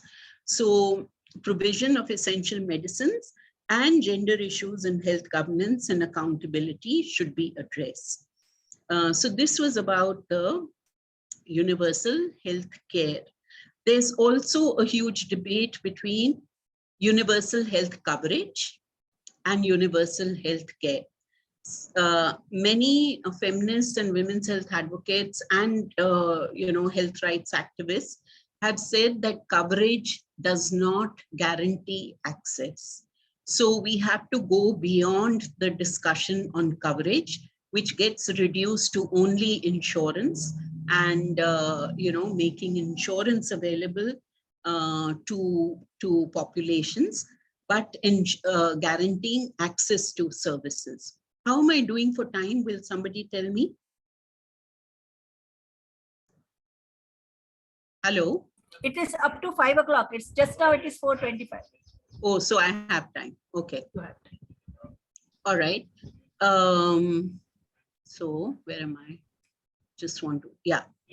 So then this was another very, very important landmark.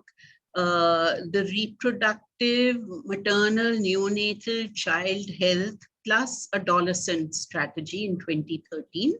This again is a document which is, it's come out by the government of India, but UNFPA has had a very big contribution to make. And this again is a remarkable document. Actually, if we hold the government accountable for the implementation of this document, I think we would achieve a lot. So as this slide says, once again, the analysis is very good. It's very sophisticated. So this is like the RCH2 PIP, very, very well drafted document. And there are several, good aspects of it. Priority interventions for adolescents, for example, facility-based adolescent reproductive and sexual health services.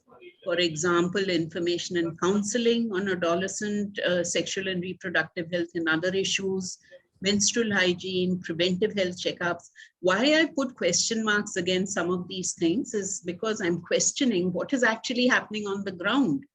Menstrual hygiene, everybody is gung-ho on menstrual health and hygiene because that's a safe subject.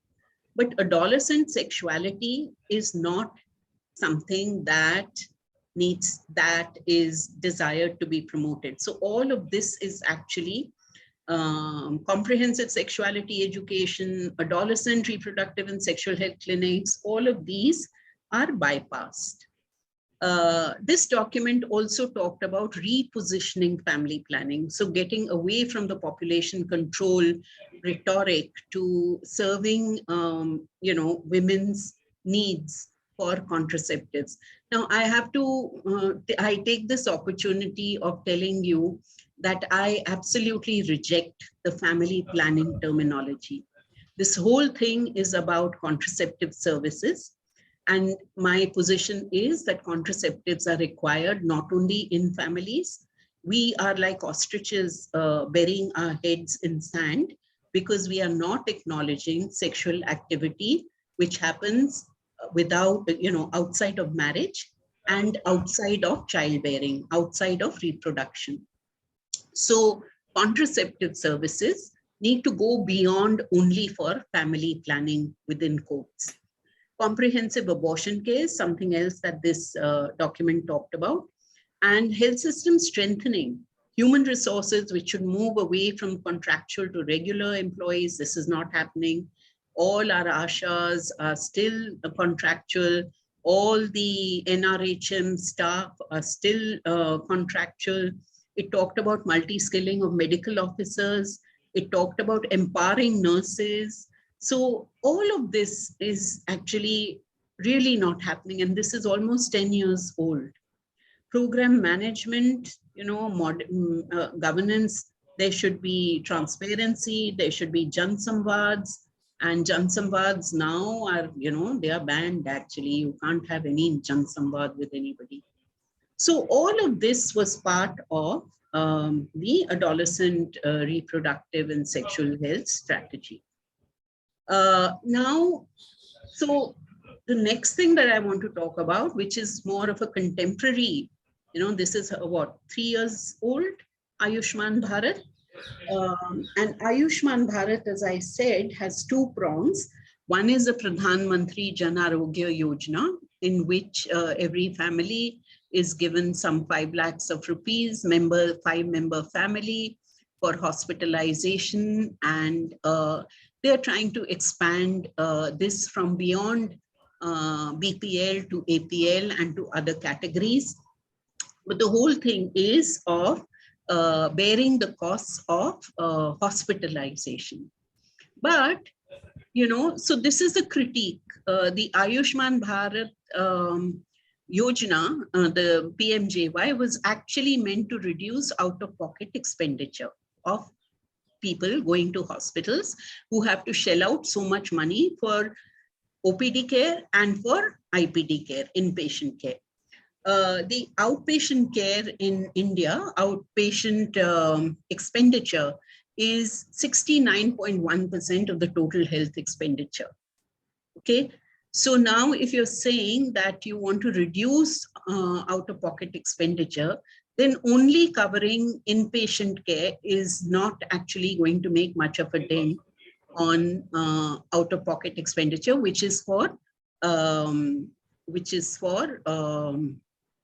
outpatient care. The outpatient care, the out-of-pocket expenditure in India is 12th highest in the world. And so many million of Indians are impoverished due to health costs in 2011. And before COVID, it was 55 million. And after COVID, you can imagine, how this number must have shot up. So many families are completely in debt, have had to sell off all their assets because of the expenditures that they incurred in private sector hospitals, those who could afford those private sector hospitals. The PMJY actually did not cover, the COVID care at all. So As I'm saying over here, 65% of the out-of-pocket expenditures on outpatient care. So your Pradhan Mantri Jan Arogya Yojana of 5 lakhs is really not covering this outpatient care. And 75% of the out-of-pocket expenditure is on medicines. So unless you provide free essential medicines, quality medicines, you're not going to reduce out-of-pocket expenditure. Now this slide is on, I can't read the title unfortunately because this thing is covering it. But basically households are more reluctant to borrow for financing female hospitalization expenditure. And this cuts across economic groups with lower variation observed in higher quintile groups. In Haryana, which is one of the lowest female to male population ratios, borrowings for healthcare financing is 32% for males and only 3.8% for female hospitalization. So, you know, if any woman needs hospitalization, it's better not to hospitalize her because we can't afford the cost and neither can we afford to borrow money and pay the interest on it. Now, this was PMJY in the COVID period. And what we found was among demographic groups, women, younger and older populations reduced their utilization by more than men, young adults or the middle-aged. So hospitalization amongst women was reduced and in younger and older populations. Of particular concern are significant declines in admissions for child delivery, 26% decline for child delivery, steep decline in claim values for packages that may be associated with COVID-19 symptoms, decline in both claim values, volumes and value in the early lockdown period. So this was a policy brief which actually came out from the National Health Accounts in June 2020. This is yet another critique from Rajalakshmi from her PhD thesis. What she found was that the publicly funded health insurance schemes of many, many states, you know, Andhra and Tamil Nadu and many states do not include many sexual and reproductive health conditions. AP, Telangana, Maharashtra, Tamil Nadu, maternity and child health were not included because they are non-random events. Obviously, they're non-random events, you know, they are more the high population of our country is married and is childbearing. And, you know, there will be childbirths, but maternity and childbirth are not included. There's no access for gynec morbidities in early stages, but hysterectomies are allowed. So you will not bear the cost of morbidities in, you know, when you can still prevent, either prevent them or treat them and reduce the hardship and the debilitating effects of those morbidities early enough, but you will allow hysterectomies, you know, when everything becomes acute. One other critique that she had was that these insurance schemes use household as a unit and not individuals. So in the household, the woman gets invisibilized. Female-headed households are not included.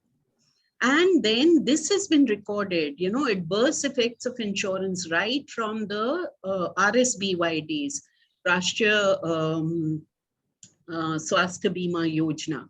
That Rashtriya Swasthya Bima Yojana and all these other state insurance schemes are actually promoting high rates of hysterectomies and cesareans because the private sector is benefiting from them. And actually there's a collusion or there's a matching of interests of the private sector and the women. Women don't want the uteri and they want cesareans. And the private sector wants to do more hysterectomies and cesareans because they'll earn much more from them. Households with membership, high expenditure. So, you know, these are certain studies which are pointing to that there is a greater medicalization of health happening because of the insurance scheme. Okay, now the health and wellness centers, as I told you, that the other arm of Ayushman Bharat is the health and wellness centers. which are actually terrific because they're going to be providing 12 services to the populations closer to where they live. And so this is actually a very, very positive move. But, you know, are these services going to have a gender perspective? As I just described to you, will there be NCDs, non-communicable diseases, with a gender perspective? Mental health, we were just discussing with Aparna Joshi. Will that have a gender perspective inbuilt into the design and the delivery of services? Will the staff have a gender perspective? Will they be respectful? Will they be non-judgmental? Will they be non-moralistic? You know, will they treat adolescents as human beings with real questions rather than judging them and being moralistic? So these are some of the questions that some of us continue to have. So let me stop here. I think I have, it's a lot, and I'll be very happy to take, you know, we can have a discussion on any of these aspects that you may want to. Thank you, ma'am, for your very interesting presentation and enlightening us on the topic. So before we move on to the question and answer round, I would like to call upon Professor Veena Vaswamy for her comments. Ma'am? Thank you, Renu, for the wonderful presentation, and you gave us your presentation in the way that post-independence India and what are the things that to expect beyond that in 56 onwards. So the changes, whether directly, what extent they seemed to have made an impact, but then they have lost somewhere, they just have trickled down to a whimper. So, but it was very nicely traced because this is quite a complicated issue when we look at it from the healthcare perspective, because we are more interested in looking at what is it that has made an impact, and it's more of a reductionist approach. But what you are laying out on the table is totally comprehensive. It's mind-boggling to understand it in the least possible way is that we have not an idea about how it has impacted. And in spite of being in different domains in medical field, we are still so rudimentary knowledge about all these policies. The impact has been just literally coming to, you say, not very significant, not much of a difference. Although it's in certain areas, it has showed a great change and a great promise, but didn't. So you have effectively brought into picture, and also starting with gender in mainstreaming, gender institutionalizing, gender audit, because the best part is when you think of gender equity continuum that you gave, and then to look at where we are, I think it's institutions must make efforts, a sincere effort to see where are we at this point and reflect upon how we can move to the next. Because if we don't do that at the institutional level, then the healthcare is not an individual enterprise. So that is, I think, a huge task before us as institutions, how to take it up and how to move on in this direction. And also about the insurance schemes, publicly funded, and so what are the do's and don'ts. The best part is, I think the people who are even insured are not very sure that they get a quality health. And there is always more of exclusionary thing. Oh, you have this, but you had such a comorbid condition. Some other paper, somebody has shown it this way. So it is so much of an injustice in the end that you do a lot of saving to have a great insurance, but your healthcare needs are not met. And the thing about the adolescent reproductive sexual health, very well described. Because many of us sit there, but we wear a judgment cap the moment a person is coming, because I can bring my experience as a student, a medical student, and also as a faculty. That there was one particular person who came third time for abortion, and the head of the department in Gynec was so angry. And she was saying, she's giving us extra work.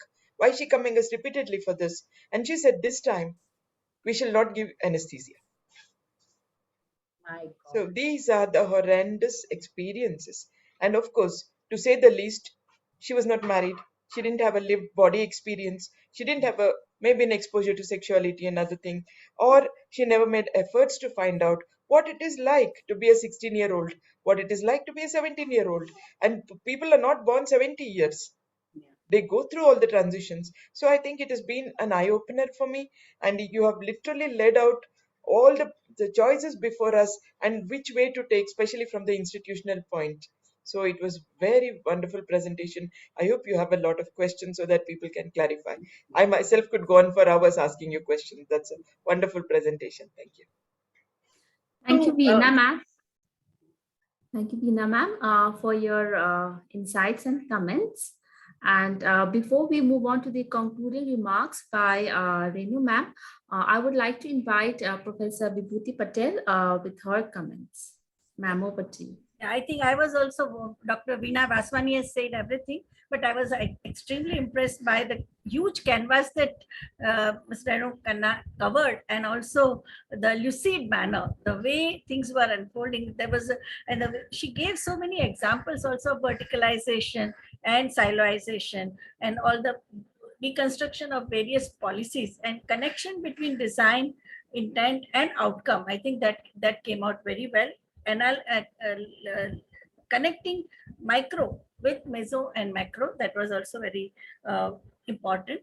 About the adolescent health, yeah, it is a very, very major challenge that we are facing currently. And I think her statement that sexual activities are happening outside marriage, and also the reproduction is not everything. Sexuality is a very important concern that we have. And I think there are so many learnings and takeaways from her lecture. Thank you very much, Mr. Emka. Thank you, Professor Patel, for your comments. There are two questions. Yes, ma'am. There are two questions in the Q&A box. First is by Minakshi Gopinathji. She's asking, what according to you are the biggest obstacles to translate very lofty policies, even sound policy articulations, to actual implementation on the ground? Do large pharmaceutical companies have a mitigating role to play? And this is the question. Yeah, so biggest obstacles, you know, I have been trying to sort of work with the public health systems for the longest time to try and institutionalize a gender perspective, let's say. And one of the things that I find is that it is our own internal, you know, I mean, I think gender is something which is so personal. And the way we are brought up in, you know, a hierarchical society, very class and caste conscious society. And so one of the obstacles is our personal prejudices, our personal upbringing, our personal lack of gender, caste, class, sensitivity and responsiveness to inequalities, social inequalities that we see around us. And as we professionalize more and more, we sort of accumulate more and more power, and we like to use more and more power. So I would say that one of the things is very personal. One of the obstacles is a personal obstacle. Second obstacle, I think, is that institutions by their very nature are very hierarchical and patriarchal. So the culture of institutions and organizations is very, very difficult to change. And that to me is a huge obstacle. There's so much bureaucracies that has to be dismantled, and there has to be political will to dismantle that patriarchal bureaucraties, and that is an obstacle. The third thing is, let me say that I think most of our policymakers want very neat, discrete solutions. And I'm afraid that this is a realm where we are dealing with, as I was saying, power hierarchies, that and so many things are interlinked, you know, like you were talking about in the earlier session, that health is not just biomedical. health has its roots in a whole lot of social, cultural, economic, and political factors. I mean, you just take the whole area, okay, health, reproductive health. As I was saying, reproductive health is connected to sexuality. Okay, sexuality, there are so many influences, the cultural influences on sexuality, religious influences on sexuality, as well as political influences on sexuality. The fact that comprehensive sexuality education has been banned in so many states in India, is, so what is that actually doing? It is actually jeopardizing, it is harming people's health, because if you don't provide the information, if you don't provide the counseling, especially to younger people, and even older people. I mean, we are completely oblivious of how our bodies work, how our sexuality operates, what are the ways by which we can protect ourselves, what are the ways by which we can protect our own dignity and, sort of integrity, bodily integrity. All of this is not taught to us. So that is yet another sort of obstacle. Let me go to this next point about, do large pharmaceutical companies have a mitigating role to play? I think pharmaceutical companies by their very nature are completely profit-oriented. They want a market for their products and they want to make a profit out of people's illness and sickness. And I feel that the pharmaceutical companies actually compound in ill health.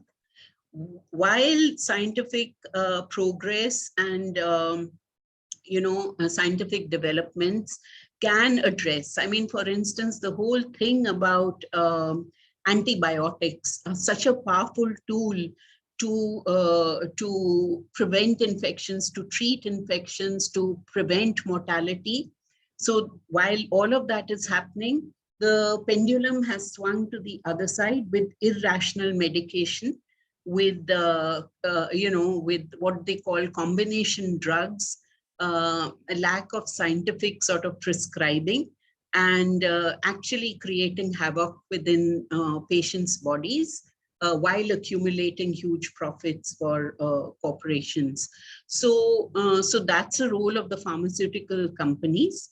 Okay, let me stop here with this question. There's another question. Navigating the domain of adolescent sexuality is challenging, definitely, because POCSO does not recognize consent and clauses like mandatory reporting. Yes. So, I mean, it's so, the left hand doesn't know what the right hand is doing, because your RKSK program, the Rashtriya Kishore Swasthya Karyakram, actually in its guidelines has things about counseling, about, all of that. And so that is there on the one hand. And then you have POCSO, which is criminalizing even talking about, sexual health information or sexuality related information. And so this is how, things are actually contradicting each other. But I have to say that sensitive service providers are actually navigating this challenging scheme, right? Challenging situation. Right now, I'm actually in a meeting with about 45 people. And one of the gynecologists here was describing to me how, she navigated this thing about mandatory reporting. She did write a postcard to the police station, and she copied that postcard and put it in her, file. She provided the abortion to that young woman who had come there, and, just went on. So the thing is that mandatory reporting does not mean that you preclude the service that is required. Healthcare providers are obligated to provide the service while doing the mandatory reporting. Some other friends of ours, and I think you've had them on your lecture series, have also said that we can get consent for not reporting. So you can record that consent for not reporting, and that would also work. So you have spoken to the, the girl and her guardian, and they have said, no, we do not give our consent, and you record that, and that absolves you of your responsibility. I mean, that's one way in which they are navigating that, and they are sort of protecting their own service provision. Okay, so and I think this is actually Sauravi, I think this is a very important question, and I think we need to discuss this more and more, to find out how service providers are navigating this this very complex, requirement of them. Yes, ma'am. I think that's all we have for all the questions for Renu ma'am. And I would like to thank you once again for taking up all the questions in so much details. And now the time has come for the concluding remarks for this session. I would like to call upon Veena ma'am to add some comments.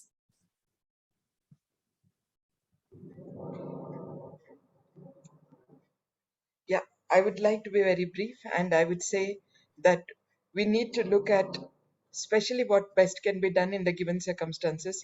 The consent, what you literally opened a Pandora's box, it's very true, and it's like a sort of Damocles. And how people negotiate is important, but how people don't do anything about it, and the magnitude of their number is also alarming. Because just in case of Permanent Kataria case, which was one of the first cases where people stopped looking at medical legal cases and said, no, I'm not going to see because I have to go to court and give evidence and I don't want to give. So there were private practitioners who were denying medical legal cases. But with the Permanent Kataria case, the court made it mandatory that you cannot refuse a medical legal case. Similarly with the consent here, although we would like to say that they have not given consent, but it's very imposing, the POXO, that you have to report, and not reporting itself incurs a penalty. So that some people were not ready to take it. So then there is usually either not reporting at all. I mean, the patient don't come to those doctors, or doctors say go to somebody, we won't make a case. But there is a denial of healthcare. So that is why we need to, I mean, it's a very nice brought out challenges, and I appreciate and thank you very much for this presentation. Thank you so much, ma'am. Renu ma'am, please go ahead with the concluding remarks and a way forward, if there is any. Way forward, I mean, there's so many things that one can say. One thing is, Professor Vaswani had started this lecture with her question on, so what happens to non-binaries, So I think that is something which really needs to be addressed. And this is an increasing demand of the trans groups, that how are we going to be accommodated within the healthcare provision? And they are so clear about what they want. And there have been so many horrible stories of the COVID period and how many of them suffered. I mean, so many people suffered, but the trans people's stories of how their hormonal therapy was stopped as they were transitioning and all of that, and the surgery. I mean, I have, we work with, trans people, and we had examples of how the surgery was done, the dressing needed to be done every, day or every 2 days, and how that could not happen, and then how there was infection, and who was looking after this person. His or her peers were looking after, her. And I mean, it was just really tragic. So trans people's, and what happens to their needs? Is sexual reassignment surgery covered in the insurance packages? Should it be covered? Like Thailand and all, it is covered actually. But some states are making very good moves. For instance, in Tamil Nadu, there's, LGBT, there's public hospitals in Chennai, which have a special clinic for LGBTQI communities. And I thought that was so progressive.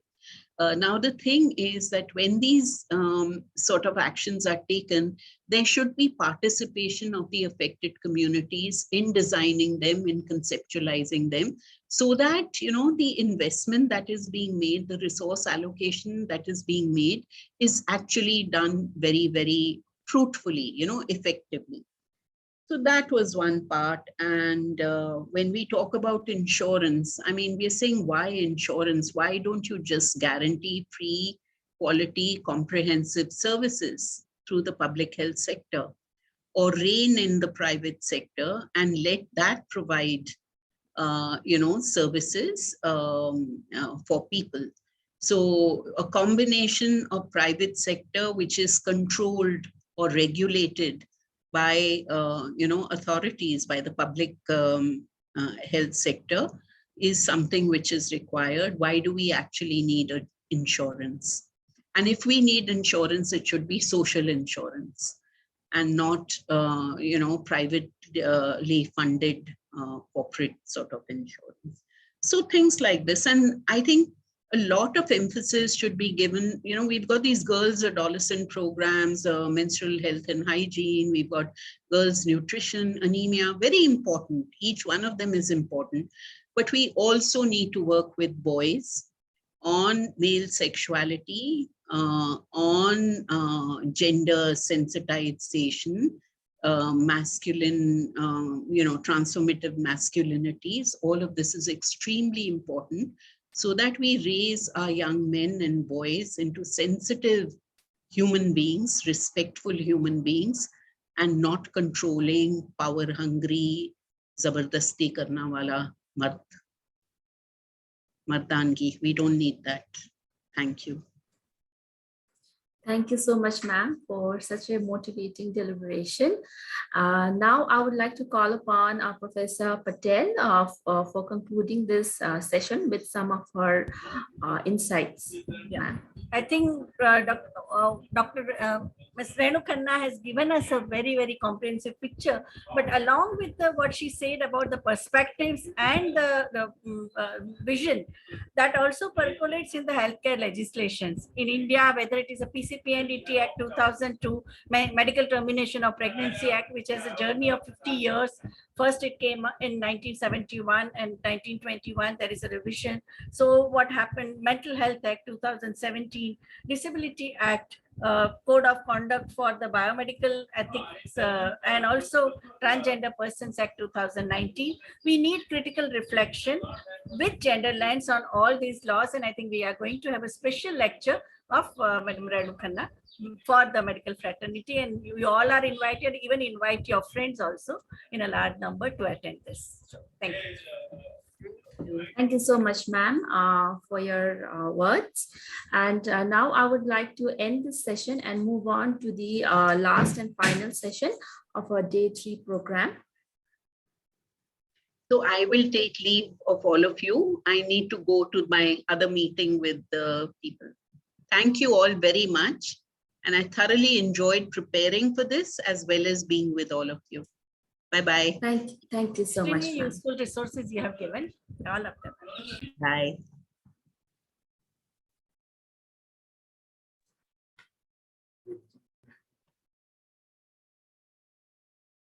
Our third expert for the session is Professor Anita Ghai.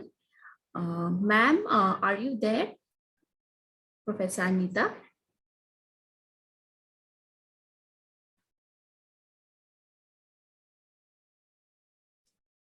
I think she's having some technical difficulties in connecting for now. I would like to call upon Professor Vibhuti Patel to share some words for the next session. The topic is on gender and disability rights by Professor Anita Ghai. So until she joins us, we can move ahead with the session and call upon our convener and advisor to share some words about the Let Dr. Meena Vaswani speak, because there is another lecture going on in my house. Okay, ma'am. Okay. Sure, ma'am. Okay. So again, we should say as healthcarers, we have a totally narrow tunnel vision. It is so narrow and tunneled that we do not see something beyond what we have learned, and we do not use time to reflect and refine our thoughts and ideas. So disability is one thing which is looked at with a sympathy. I don't say empathy, I say sympathy. And then you don't give the person enough dignity for what a person is capable of. We make our own judgments. There was a time when there was an interview for an attended post, and the person who walked in had a polio which was like about 25-30-year-old. He was just walking with a slow gait and dragging his foot. This was an attender's post. He was not going to a Olympics sprints or anything. But the selection committee literally refused because they said he can't walk fast. A job was to deliver file from one place to another. He didn't have to do like a fire rescue mission or something where speed was of utmost importance. But I just want to bring to your notice the kind of judgment we take about people who are physically challenged, and we think it is our right, which is preordained to us, to be able to pass judgments on people about their capabilities without even asking them or giving them a chance to prove so. So yeah, ma'am is connecting. So that's one of the reason we should be very sensitive, because when we sit with our stereotyped judgment, it becomes difficult to break that stereotype. And then we propagate that as teachers. And it's a very bad combination where students as role model of a stereotyping teacher. And you don't have any idea about how it is to treat a fellow human being. So yeah, Sauravi, you want me to Yes, finish? ma'am. Yes, Thank ma'am. Ma'am has joined us. Vibhuti, ma'am, would you like to share some Let words? let her finish.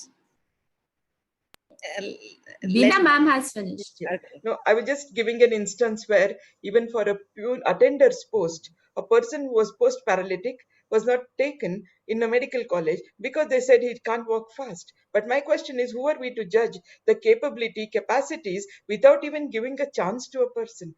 Even for the most heinous crimes, a criminal gets to put his point of view. But here, as a person who has come for interview, nobody even wants to see him, how he walks, whatever it is, and any other person on a very lazy stance would walk like that. But we make our own judgment because we have a stereotype of a particular person with disability. And I don't know why, when we sit to judge, especially, we are not judging a person, we are looking at the job, whether he fits into profile. But we go beyond our call and we decide this person cannot do this. So one of our presentations in human dignity always begins with a person in the room with a HIV, with a substance abuser, and also a person who is physically challenged and transgender. And who would you room for one night?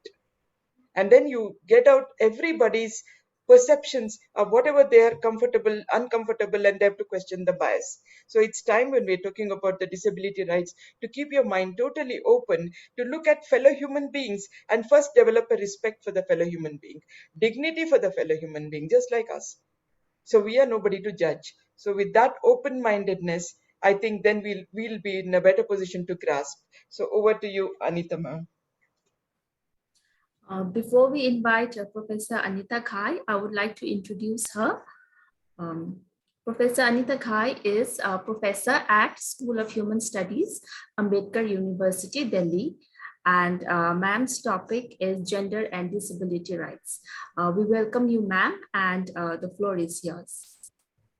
Thank you so much. How much time do I have?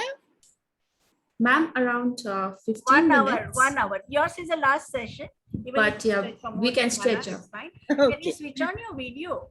It's there. We can see you. Yeah. Right.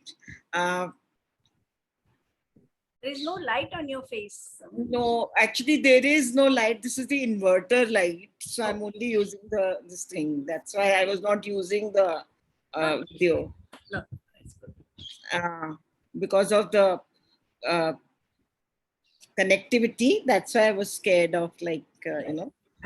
Can I not use the video right now because I don't want to lose the thing in between. Yes, yes, yes. Yeah. Thank you very much. I mean, I'm really feeling honored. Of course, I've known Professor Patel for a long time, and I'm glad to kind of listen to the disability rights just now. I first want to just simply say one thing, because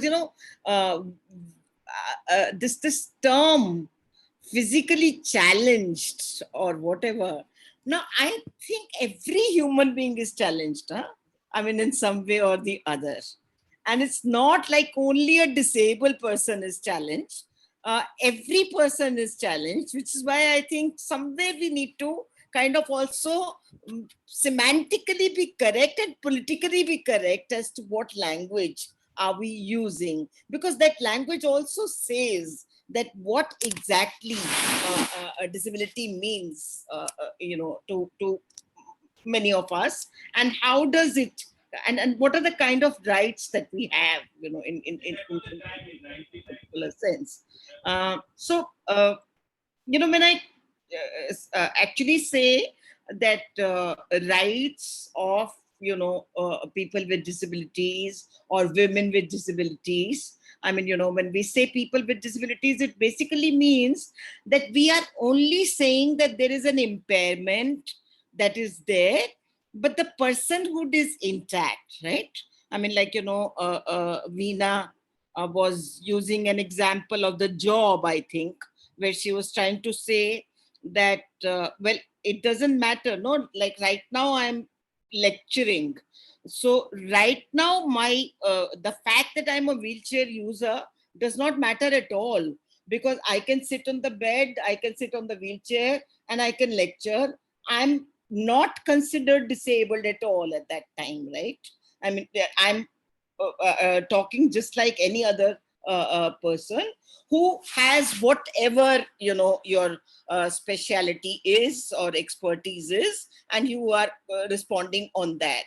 It's only that when I have to, if you were to tell me that, well, stand up, you go to the mic and speak from there, so obviously it becomes difficult for me, because I'm a wheelchair user, I can't stand, in that particular sense. At that time, of course, it becomes you become in one particular sense some disabled in that sense. I think what is really critical, for me, I mean, and I want to kind of start by saying that right from my you can say I was 2 year I was 2 when I had polio, so I have really no memory of personhood which was without disability. I mean, I've always had that, so I have no memory as what we call it as the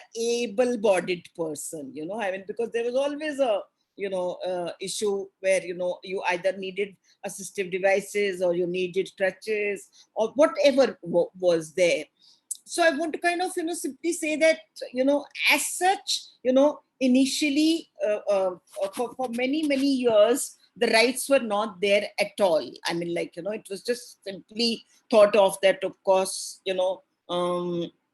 mean, it was more out of, like, you could say, sympathy, or more out as a concessional category, a kind of a charity model, where we would say that, or there could be that inspirational model kind of a thing, where, say that, oh, really, you are, I mean, you have climbed up, and it's wonderful to, for you to come. Now, that in itself would mean that, it was an inspirational part, that, okay, you can overcome, the disability.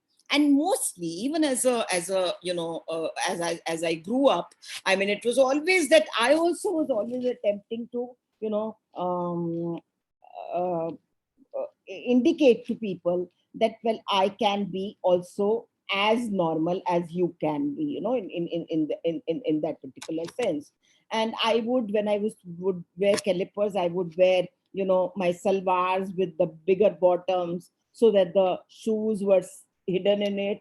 And yet I had to accept the fact that somewhere the gait, how I walk, that cannot, because my one foot is quarter inch shorter. So obviously, to pass as normal always used to be one of the, category that was there. It was only later that one decided, I mean, and I'm glad that because I came from women's movement. So I think I was able to, ask these kind of questions which were there as to what is the meaning of the word disability in that particular sense. I mean, I'm remembering Kamla ji right now, Kamla Bhasin, and we would often have this argument, which I used to have with her at that time, where I used to say, because she used to say कि औरत होना अपने आप में सबसे बड़ी disability है, और मैं आगे से ये कहती थी कि ये तो गलत बात है, क्योंकि इसका मतलब ये है कि आप औरत को डिसेबिलिटी के थ्रू तो समझ पा रहे हैं, लेकिन आप डिसेबिलिटी को में वुमनहुड को नहीं समझना पा रहे हैं.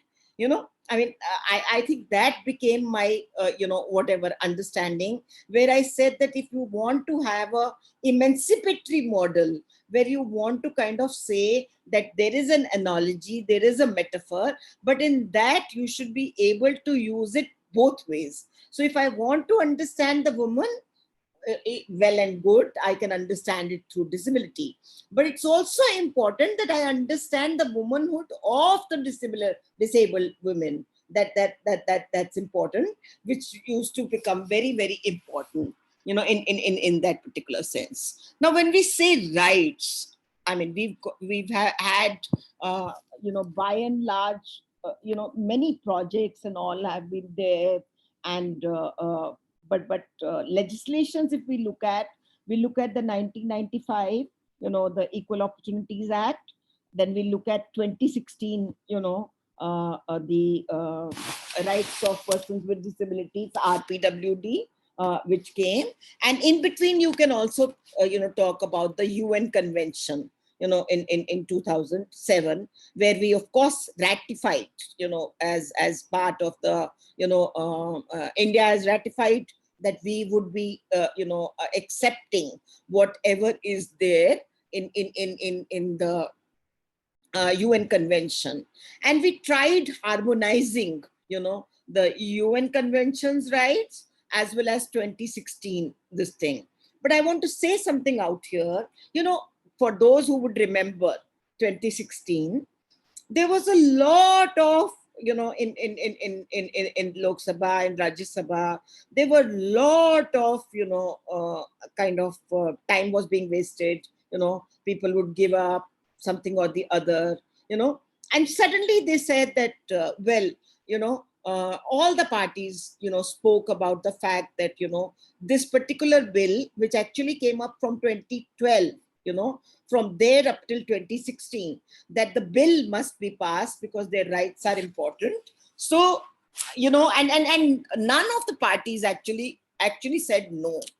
But the tragic part which was there, that the discussion that took place was of almost 10 minutes, And in those 10 minutes, what was the discussion?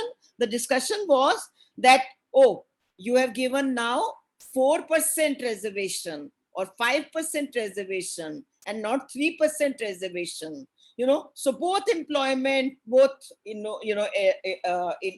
admission in colleges and all, that became kind of important. But otherwise, there was not that kind of a, discussion in which, we really understand as to what the rights of, people with disabilities are, in that particular sense. And in very many ways, I mean, I always, I remember the Delhi Assembly, where Aam Aadmi became the first time when they didn't get the full thing, but they could kind of get the majority. And I wanted to go for the, I mean, I went there and there were the two steps. So I was on the wheelchair and I was standing. So the other person who was there, who said that, "Arey, your brother is there. You can just tell him to vote." So I said, "Par main agar if he is going to vote, then where is my vote? You know." So I kind of decided that I'm going to protest, and I was sitting there. And by chance, I mean, it was the NDTV person, because Ajay Makan used to be in that particular colony. So because he wanted to meet him, he also saw me protesting out there. By that time, I think in the evening, all over India, my protest was kind of, they really, gave good, publicity to that. And the idea that the right to vote also is very important for all of us, and if we are trying to say that the right to vote could be, anyone else, then that doesn't mean anything, and very many times, I mean, because I've been in the university, I mean, I realized that we normally have these 3% or 4%, whatever the seats are. And you realize that, of almost, 900 seats or so, actually total number of seats that are taken up are about 500 or so. And the question that you have to ask, which I think everybody must ask, who are people who are here, that why is it that these many seats are left out there? These are, I mean, then used by other people. Because, you have to do class 12, no, before you can come to college. So if you are not doing the reservation in the school, where is the big idea of doing the reservation in, college and all? Because if you can't come there, then what is the right which is there for you to do that? Now, I think I will just use 2-3 examples, and I'm going to try to, kind of, then I can kind of go into the questions. First example, which I'm going to use, is the, 2020 MTP, legislation which came, in which, of course, the weeks have been, increased for abortion. And the question that comes to me always is, it was there in the earlier PCP NDT Act also, and this also, as to, if I was to tell a woman that, look, the quality of life of a woman is very, very, problematic. So do I have a right to abort a female fetus? Obviously not. Nobody would. That's a legal thing that you can't kind of, do that. And you're trying your best. Though, of course, there are so many debates on sex selection. And we've always kind of said that, well, the numbers are, we are losing. Yet we have fought. We've said that, okay, fine. I mean, we are very strict about how, you can do it or you can't do it. Though, picked up, in the sense, I mean, basically punishment was not there in that sense. Out here, I want to say that do we have the right to accept the fact that if there is a disabled fetus, I can have the right to, there could be two ways. Either I abort, that's one, and the other, which says that, no, I do not want to abort. And most of the gynecologists and the counselors who talk, they tend to tell you that the life of a person with disability is of no consequence. Just because they have, disability, you've decided that, they can't live, or their quality of life is not really, Veena ji spoke about dignity, that whether they actually live with dignity or not, right? I mean, you will listen, like when people kind of are in the university also, and I've heard this happening in the university, where they will say, "Arey, aap kya muh utha ke aa jate ho?" Just say, for the blind people, they will say that, or they will say कि क्यों पढ़ना है तुमको? I mean, बस नौकरी मिल जाएगी, पर पढ़ा सकते हो तुम सच में? I mean, they will ask questions such as which are, not meaningful. And they are, I mean, anybody, you can think that, well, Stephen Hawking actually, supposing you had selection and you would have aborted, then would you think that you would have given up on Stephen Hawking? You would have given up on, all the people who are known well. Would you think that they had the rights to at least be there in that particular sense? So I think the one particular question about selection, and this selection is of what kind? Are we really thinking about selection of only women, or selection also of people with disabilities? I've heard that almost, if you actually look at the data is of course disaggregated. That also another right is not there, that we never retain, whatever data and data which is actually about disabled people is really not there. That's important. So what they do is they would say that, well, heredity is important, but how much? 3%, 4%, 5%? Have we ever spoken about the fact that disabilities can come through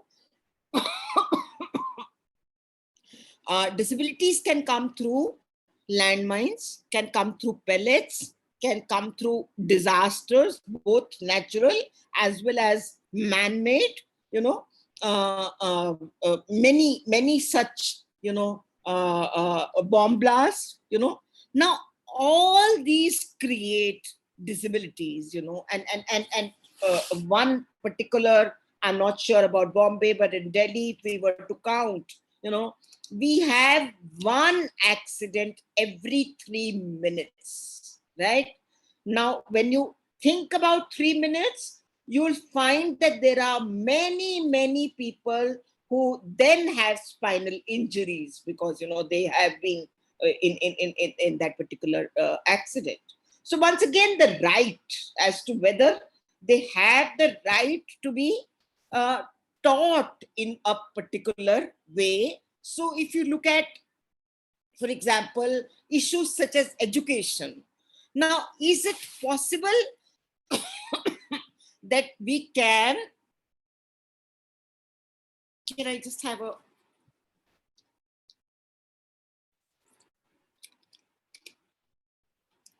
So the question is that, are we being educated, or are we always being, again, you look at the right, there is the MHRD, and then there is, of course, initially it used to be called the social welfare, and now, of course, empowerment, right? Or Niti Aayog, which is there.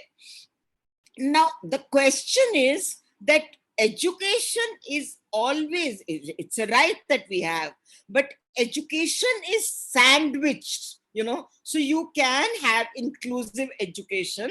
Again, the word inclusive, now we don't know what, is it a token or is it genuinely inclusive education? We've got to think about it, and then they will think about the special education. So whether we are actually thinking about special education, or we are thinking about the integrated education or inclusive education, the new policy that is there actually says that, it puts, the division of public versus private, so the education of disabled also, the right is going to be whether it is done, in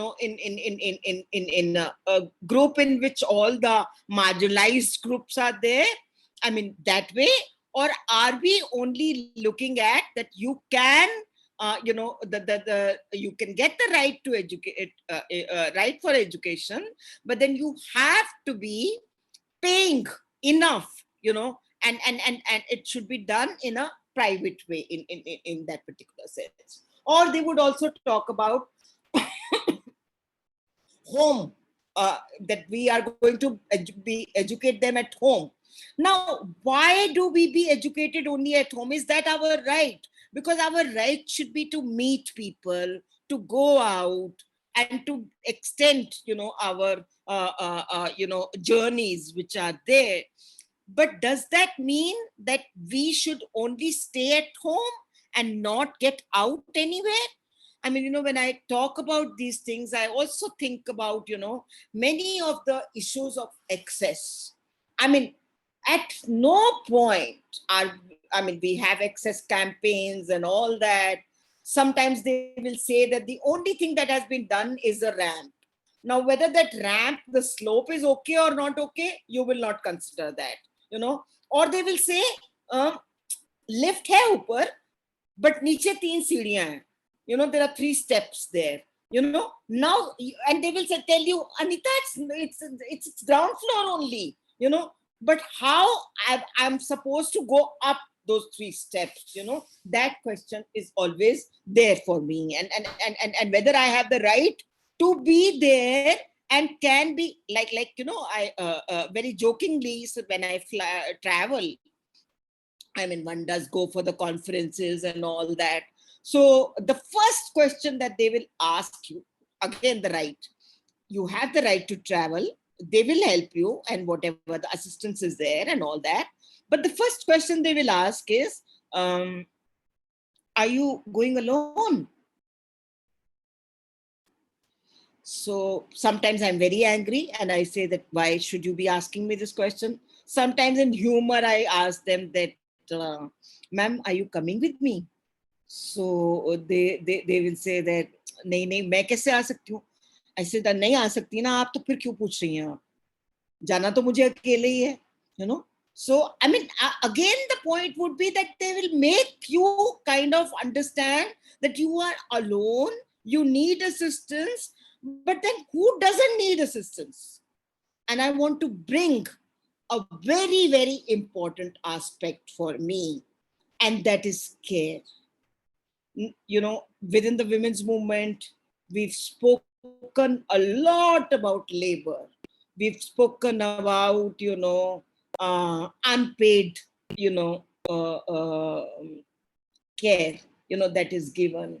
Whether we are caring for the, you know, our parents, in-laws, whosoever are there, or whether we are taking care of the youngsters, children who are there, you know. Now, whenever we talk about care, I mean, is the goal, or the goal should be that one should be cured, or we should actually care? But when I say care, I want to bring in a term which I say, which is important for me, and that is interdependence, because I think that is the right. Because, you know, both Vibhuti ji and I would agree that we both can look after each other. It's not as if only Vibhuti ji can look after me and I can't do anything for her. Isn't that, Vibhuti ji? I mean, this happens so very often that Yes, they feel that very- we are being cared for.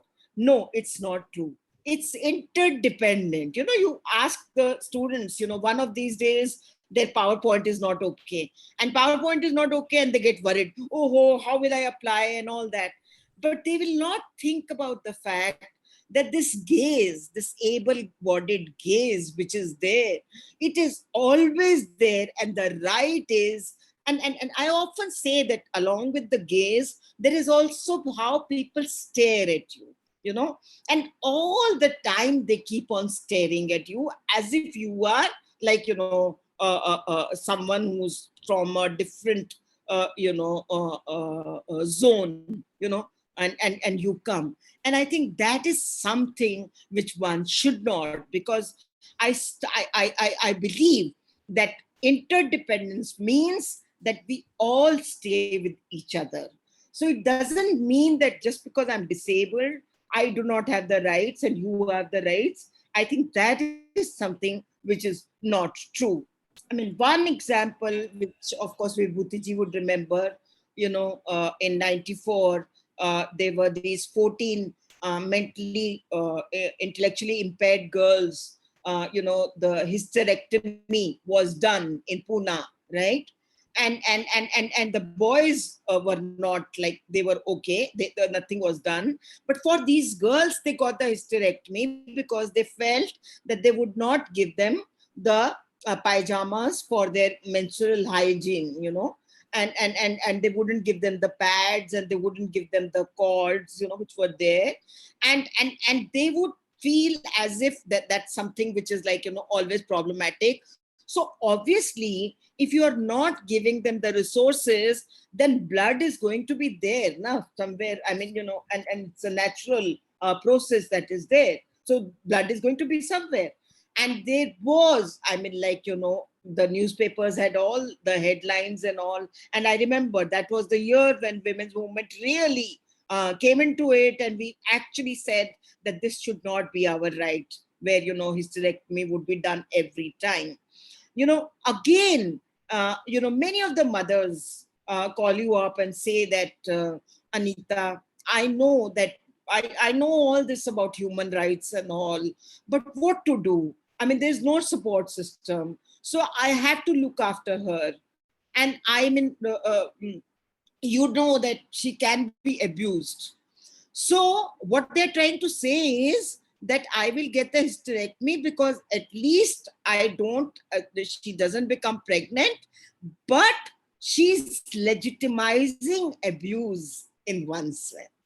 Now that, I think, is not a right that we have. I mean, we often talk about Vishakhas, this thing, and we often talk about the fact that, in the workspace, disabled women must work, and they do work.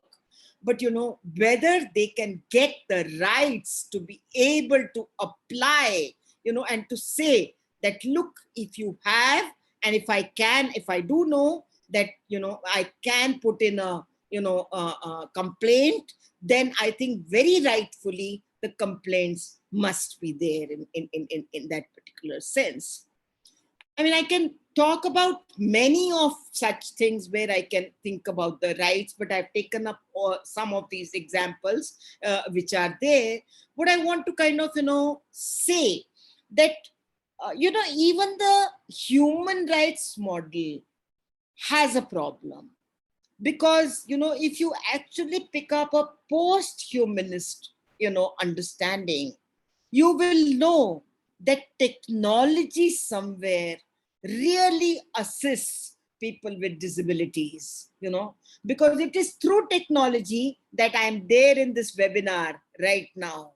It is through technology that I am, like, I have a motorized wheelchair and I'm faster sometimes than my, fellow colleagues, and so many of the things, like, for example, I'm not sure how many of you might have heard, but people who have a sight issue, the sight, impairment is there. They have a software called JAWS, and through the JAWS software, they can do as much work as anybody can be. Similarly, sign language. I mean, of course, we talk about language and we say that there are rights for, every, rights for language are there. I mean, whether it's a mother tongue, whether it's English, or whether it's Hindi, or whichever language, is there, Marathi, or whether it is, Tamil, Telugu, whatever. But I feel that we've never thought about sign language. And sign language also is another right that must be there. That because that is what makes it possible to talk to each other and to kind of, again, if the interpreter is there, you can just simply do as much work as other people can. I think in that kind of understanding, first is technology, and then we also talk about how animals, dogs, like we often hear about the police guide dogs, right? But we never think about dogs who can actually are trained in such a way that a blind person can stay with particular dog and they never have any problem because they become so trained and they are so happy to be look after the dog that in itself becomes very, very important. So I think, we should say that let's not believe in only the essentialism part, that well, these rights are there because everybody has rights, whether it's HIV, whether it's LGBT, we all have rights. And everybody, I understand that while one can question the state when it abdicates its responsibilities, but we also know that state also cannot give everything to all of us because those many resources are not there. So some rights are always given to everybody. But the fact that these kind of rights, and especially because we are talking about women specifically, and gender, when I say, I'm also talking about men who are, I suppose, weaker as compared to the other men who are very strong and all that. So in very many times, when you talk about marriage, you find that many disabled men get married because they tend to marry poor women, and then the state has some rights, like where they say, well, we can give 25,000 as dowry to a disabled girl. Now, isn't that a part of the patriarchy? Because why should that word dowry should be there? I think that is something which is very important. And what is going to happen in that 25,000 or 50,000, whatever is there, whichever state has thought about it? Now that right is not there. But I think rights which should be there are the kind of rights that give you a life, a playing field, in which you can, as a woman. Now we talk about, issues about sexuality, and many times they say that as if they are asexual or they are hypersexual for example, psychosocial disabilities and intellectually impairment. But, the question is that, first of all, do we all accept that desire is a right that everybody has? There's not a single person who doesn't have a right. If you look at a Maslowian theory or whatever, they'll tell you that these are the basic needs, no? And sex is one of the basic needs. Sexuality is one of the basic needs, So if that is the basic need, and if we have a desire, then we have to find a way, that whether, have we given education on sexuality, or have we given them the right to be uh, outside and to be saved, from all the possible situations that are there? I think that is which is very, very important. Just to end up, I want to kind of bring in the pandemic. And I feel that throughout the pandemic, one constituency, it's not as if the others haven't suffered. Migrants suffered.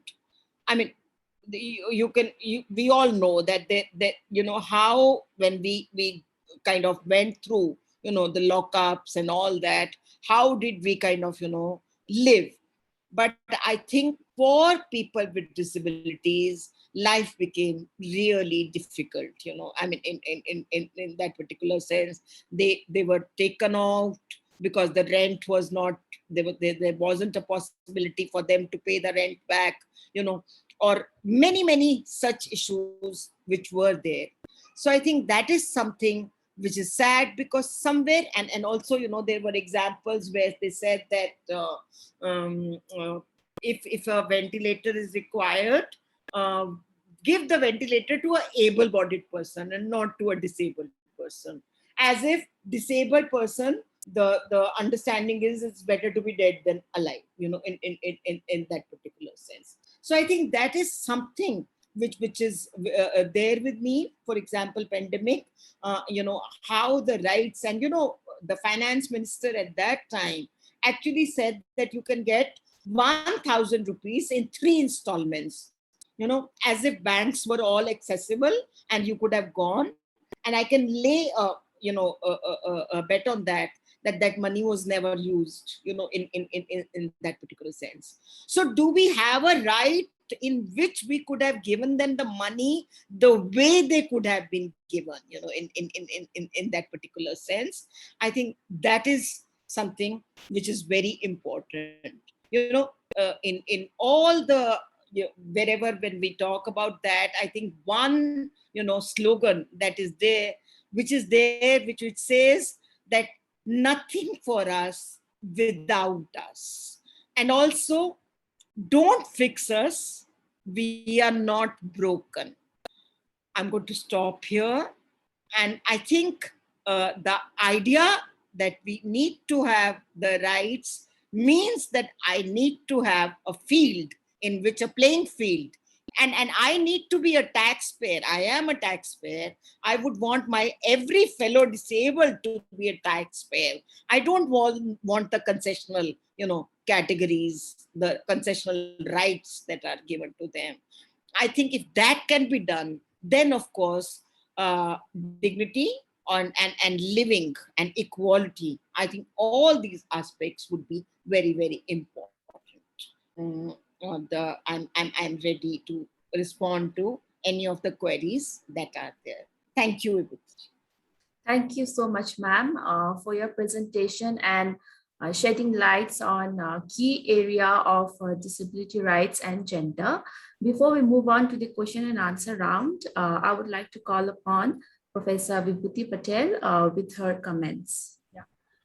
Professor Anita Ghai, I am really spellbound and I have no words to describe how much I have learned from this lecture. I have heard you on disability studies in a women's studies platform, but today's was really a unique, and it's a fascinating insight on emancipatory model that you gave and the right-based approach, and also the question of access, critique and deconstruction, and the critique of PCPNDT discourse, and also the question of education, whether it is integrated, inclusive, or special education. SNET Women's University is a department of special education.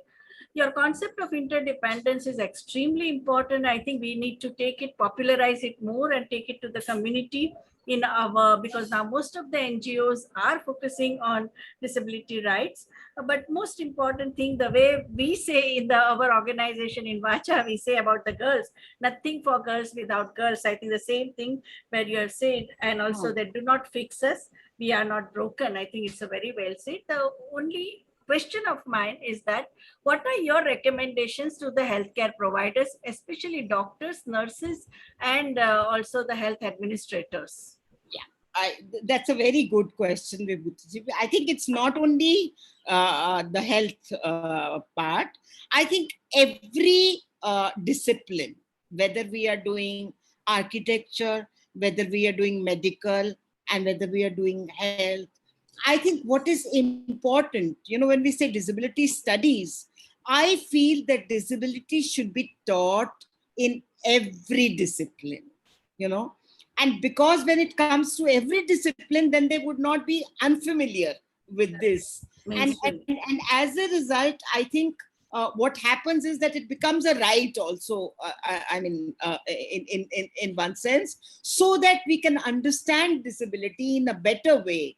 And then I think the stigma which is there for disability would not remain there so much, because then people would have understood that. And while, for example, reproductive health, I remember one example which comes from very, very, when I was very young. I have a friend who is who's a chemical engineer initially, and then became a disability studies, scholar. And he's got like the limbs are not there. And his mother had, a drug called thalidomide at that time. And many of the mothers who took that thalidomide, the children were born without the limbs. Now, to say that is very important, because, how do we look at, and what is the, I didn't spend too much time on reproductive health care. Like it's very serious, painful, as well as humorous. Let me give the example. I went for a mammogram with a friend of mine, and the doctor was a aunt, like, a cousin, my friend's aunt. So she said that we both got the mammogram done, and then I said that where has my friend gone?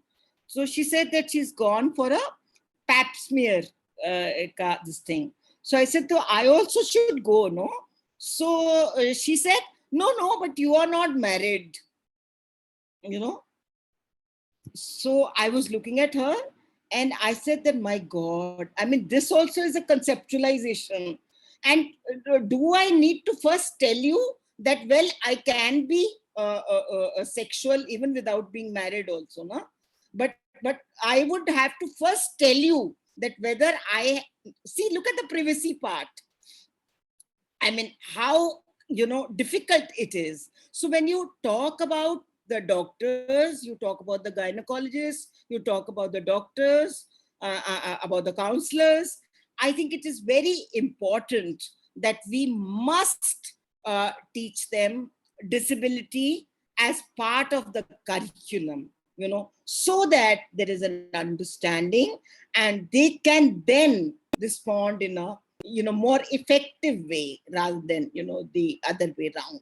Because I believe, for example, I spoke about MTP and PCP entity. I do believe in abortion. I think I have a right, but also to think about it also, that is it only the right, or is it also that selection you can think in a more deeper level than this, that also I think should be the right in that sense. I hope I've answered I think question box is not functioning. So I think participants ma'am. can just unmute and ask questions directly to Professor Anita Gai.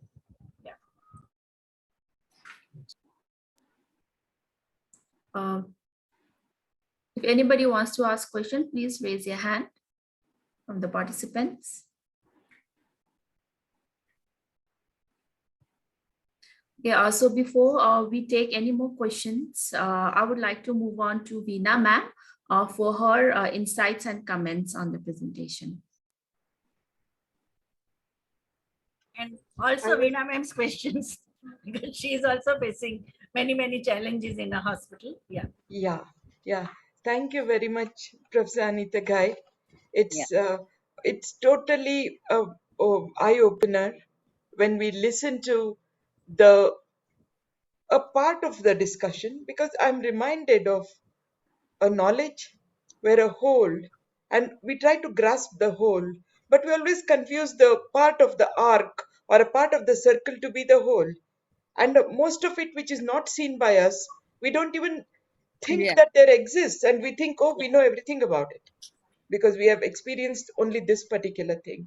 So in that wholeness which is lacking, a lot of discussion, dialogue about the challenges faced by the disabled, and also of course the idea of we cannot fix somebody else's ability without even giving them a chance and asking them to understand. And you beautifully brought up a particular thing, that is, it's a codependence on a fellow human being.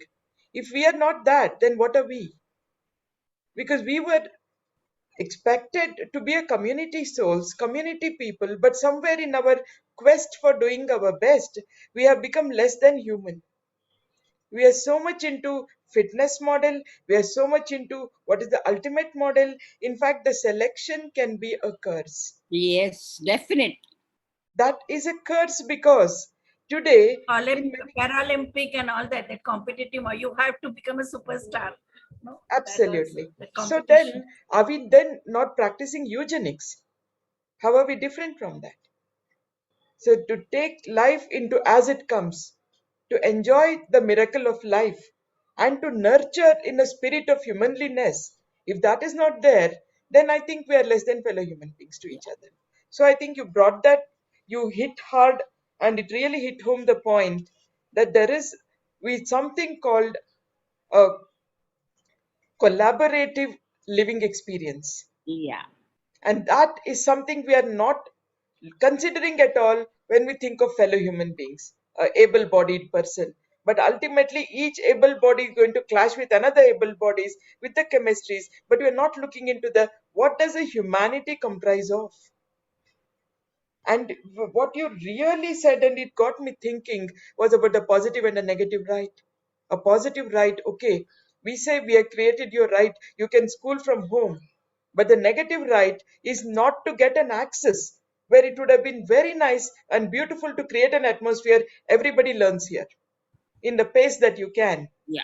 in the way that you wish to, in the language and culture that you wish to do. Right. So that is what I think you are aiming at. So beautifully you put it. So I think I have taken home from this, at least it was a great learning experience for me. Thank you so much. So, Thank you so much, ma'am.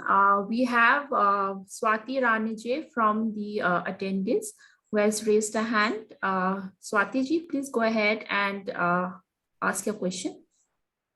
Please unmute yourself. Good evening to all. And You can switch on your video. there is an issue with the video. I'm so Okay, sorry. no problem. So let me first wish Madam Vibhuti a happy birthday, and thank you, IMPRI, for bringing such an important point and of gender in health, which is always, I think, it is always neglected, and we had never been, what do you say?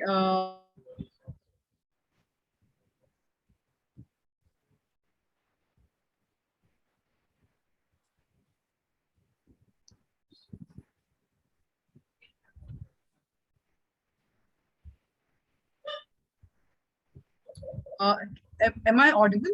Now you are audible. So yeah, so thank you again for giving me the chance to ask the question. I just want to tell you that I myself qualified nurse, currently not practicing as a nurse, but doing a lot of advocacy work for healthcare workers and nurses.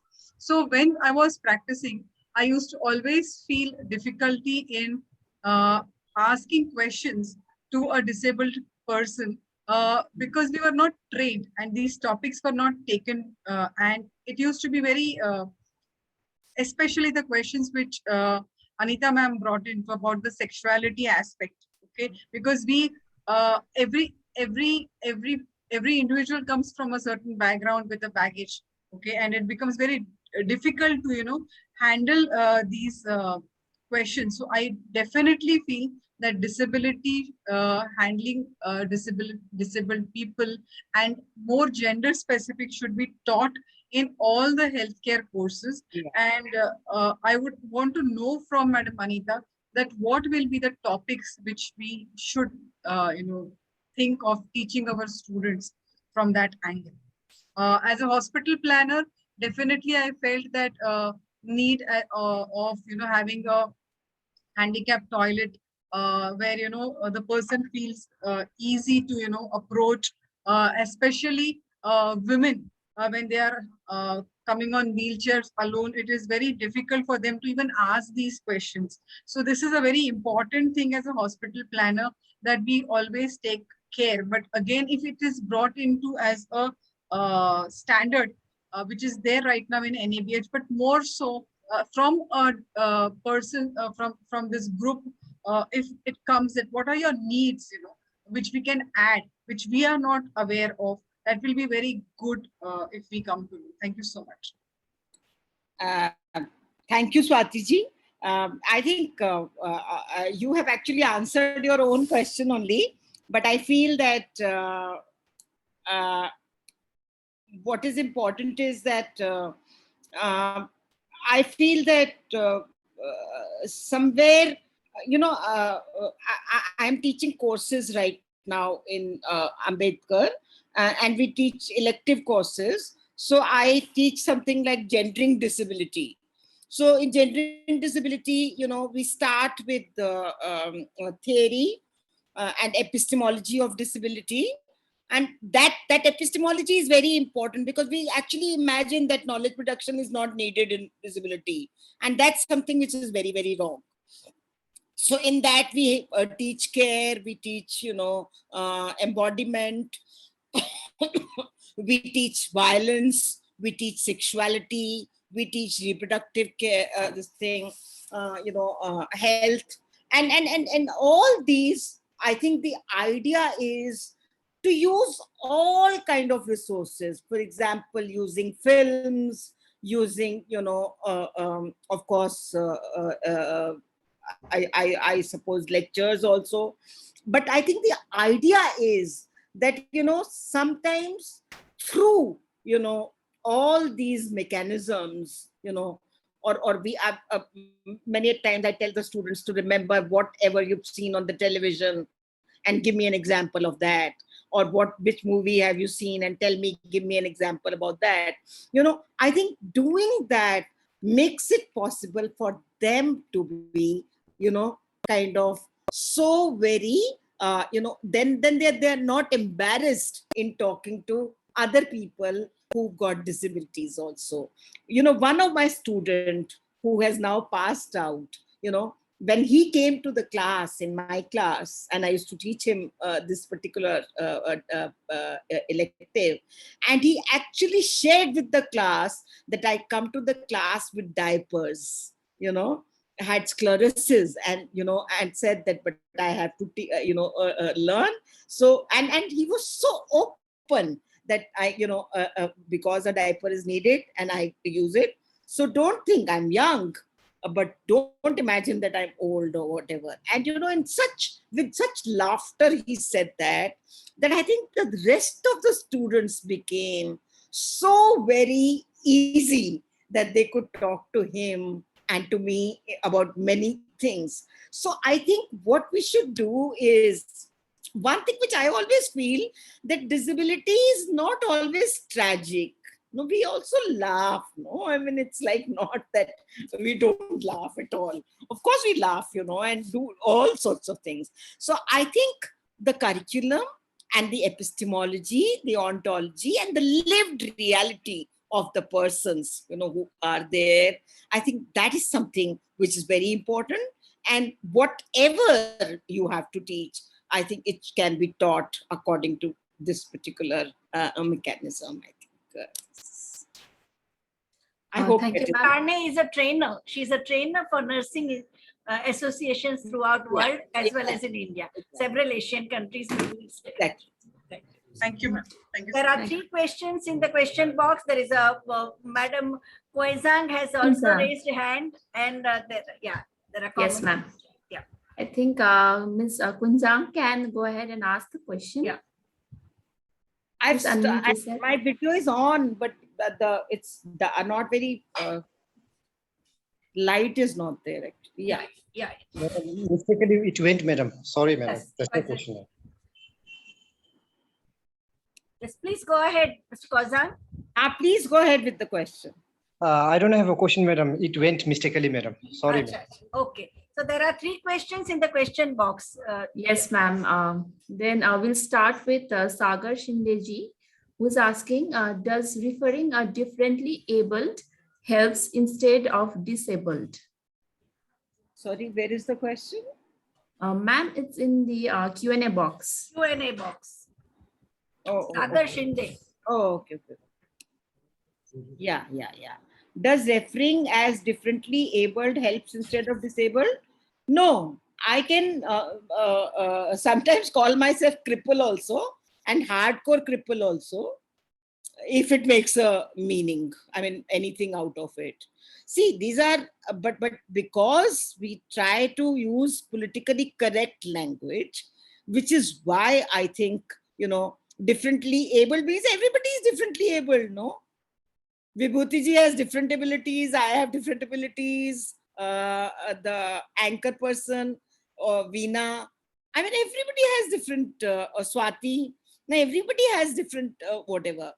The idea, the convention uses two words, and that is person with disability, where I said that the personhood is very important, and disabled person, where you feel that you have been disabled by the society. And that is why it is called, like, in that particular sense. I often use, for my own self, I say that I am a woman with disability, or I am a disabled woman, like, so in both terms, I kind of say that it is disabled by the, this thing also. So that's the first question. Ma'am, there's another question by Yeah, Manav second question. Dharaji. Can you please suggest a few policy recommendations on how to sensitize the caregivers that empowers the disabled to when they seek health care? Yeah, I think that is very, very, I mean, important question. But it depends upon what context are we in. I mean, we can't have, I mean, I'm not very, I suppose, satisfied always having a generic kind of a policy which is there, because each disability, that in the 2016 there are almost 21 disabilities that have been there, so care has to be done in a different way for every different disability. So I feel that somewhere, if we kind of look at how any policy for that matter, actually picks up care as important, I think would then take up for everyone which is there. And it isn't only a disabled person who needs care. See, that's why I use that example of landmines and pellets and all, where I said that people can get disabled at different times also, no? And also old people, like cataract, hearing problem, arthritis, Parkinson's, Alzheimer. Now, all these are, issues that are that are going to come up as you get old. So I think the idea that we must think about, who I would give, one of the philosophers who's got, and a friend also who's got a daughter who had intellectual impairment, Eva Kitte, so if you were to kind of read something of that, I think the policy in itself indicates that you can actually, empowerment comes up when we actually look at what kind of healthcare is needed and how we have to see. We always talk about mostly people giving care, but very rarely we ask the recipients, the care recipients, as to what care do they need.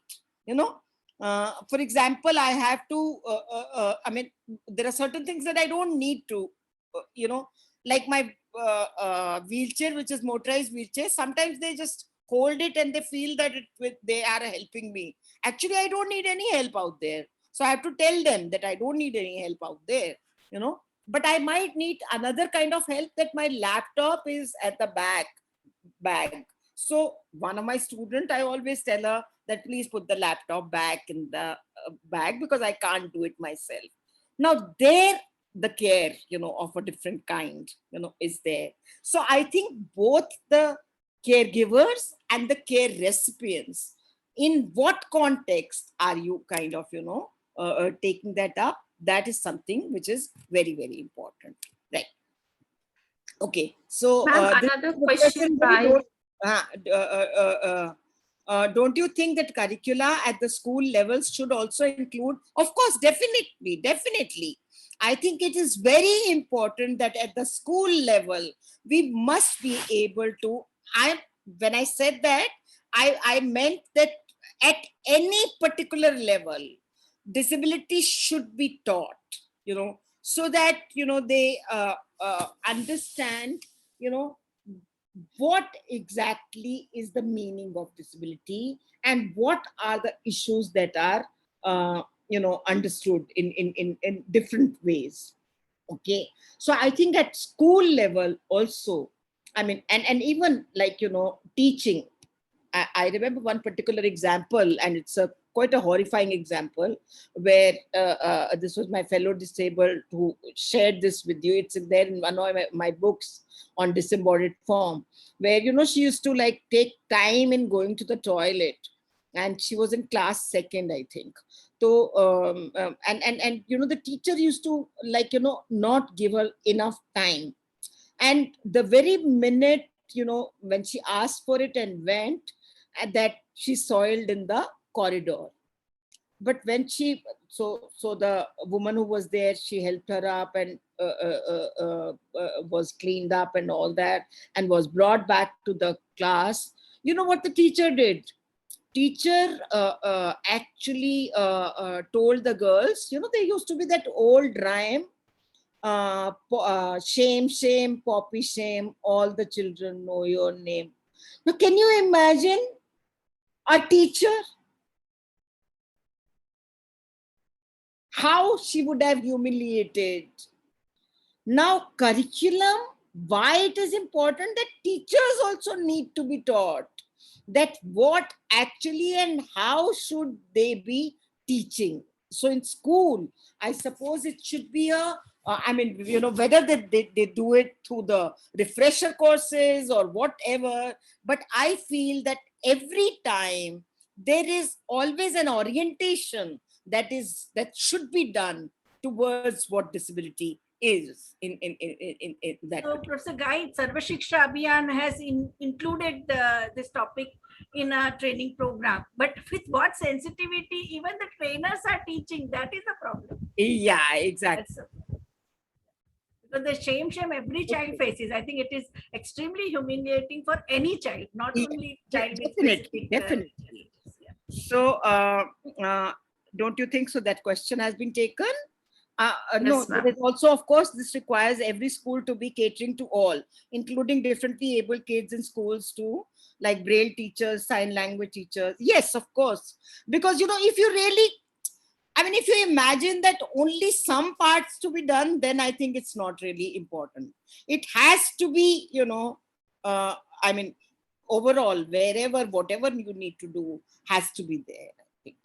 Then many times document is given more importance than the person. Why proof is needed more authentic than the person? Yeah, because they feel that where is your certificate? They'll ask you that, Now, the fact that, yeah, I can tell you again a pandemic example.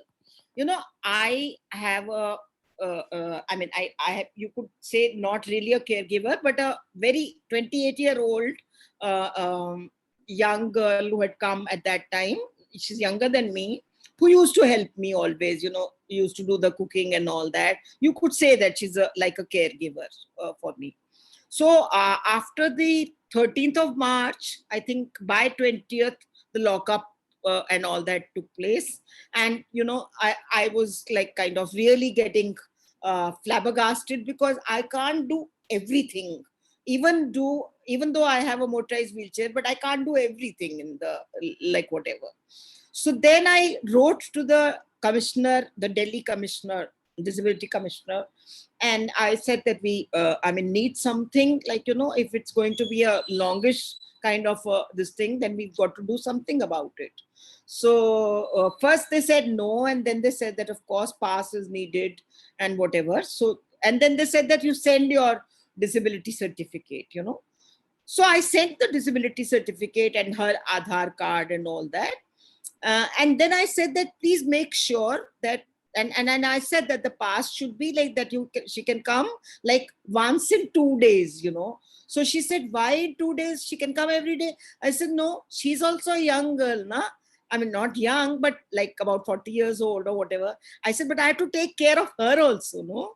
So why should you not be thinking about her as well? You've got to think about that. So I told her that, no, you come once in 2 days, and then, maybe 3 days, and then that's okay, fine, because that is the way you can help me, and you can cook, for a couple of days or whatever, and that is there. So I think basically person, but because I suppose for the government also, for the state also, some kind of a certification is needed, no? Because sometimes if they give a false certificate or whatever, and in our kind of country where kidney can be donated and is a business rather than a whatever, so you have to think about these kind of things. And I feel you have to be a little more pragmatic, and you have to think about then maybe in that particular sense, the certificate is important. But yes, I agree with you that certificate is not so important as is the person. Person is always more important. Thank you. Thank you so much, ma'am, for taking all the questions and answering them in such a depth. And now, if you can kindly go ahead with your concluding remarks and way forward.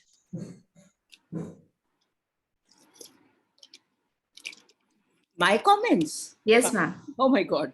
Achha, I thought I'd said everything. Right. Ma'am, any way forward, whatever for the No, I future, think I would actually conclude by saying that I do believe, and I'm very, very proud to say that in Ambedkar University, we've come up with, a PhD program for disability studies.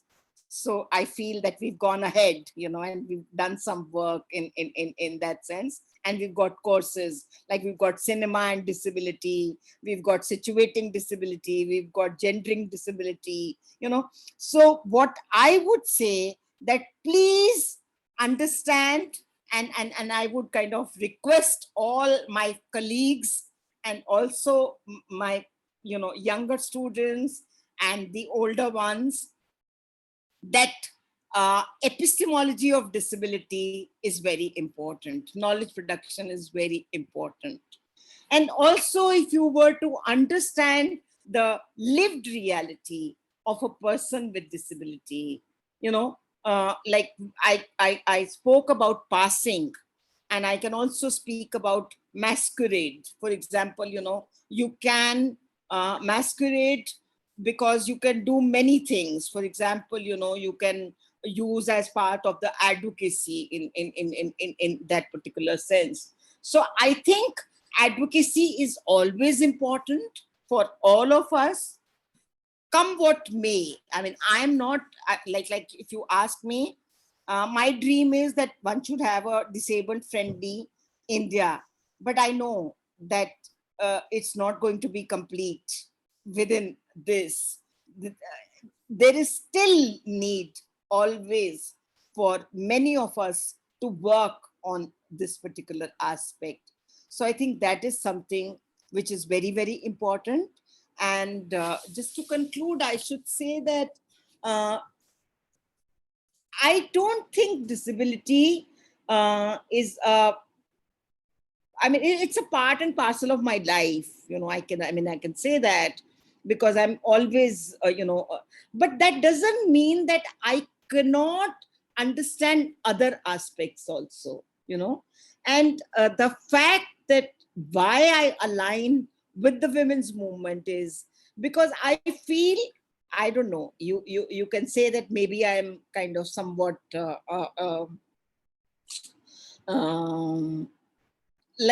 I feel that women can be more sensitive and can understand as to, or they can listen to whatever is there.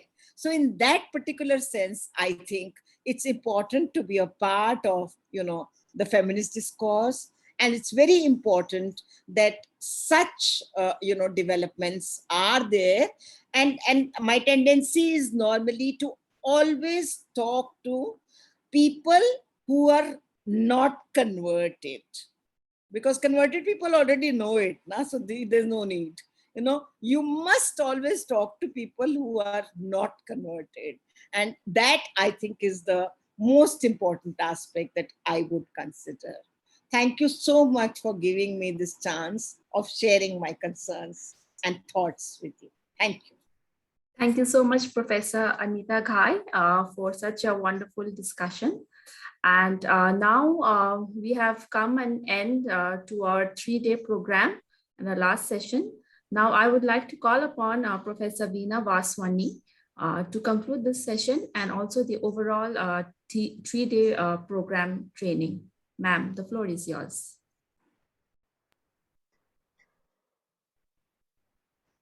So I should say, with the able partnership of IMPRI, Dr. Arjun, Dr. Simi, Dr. Sorvi, and Vibhuti Madam at the helm of affairs, who was like the master of the ship, we did to have well curated lectures and about 11 resource persons who have put their heart, mind, and soul into the presentation.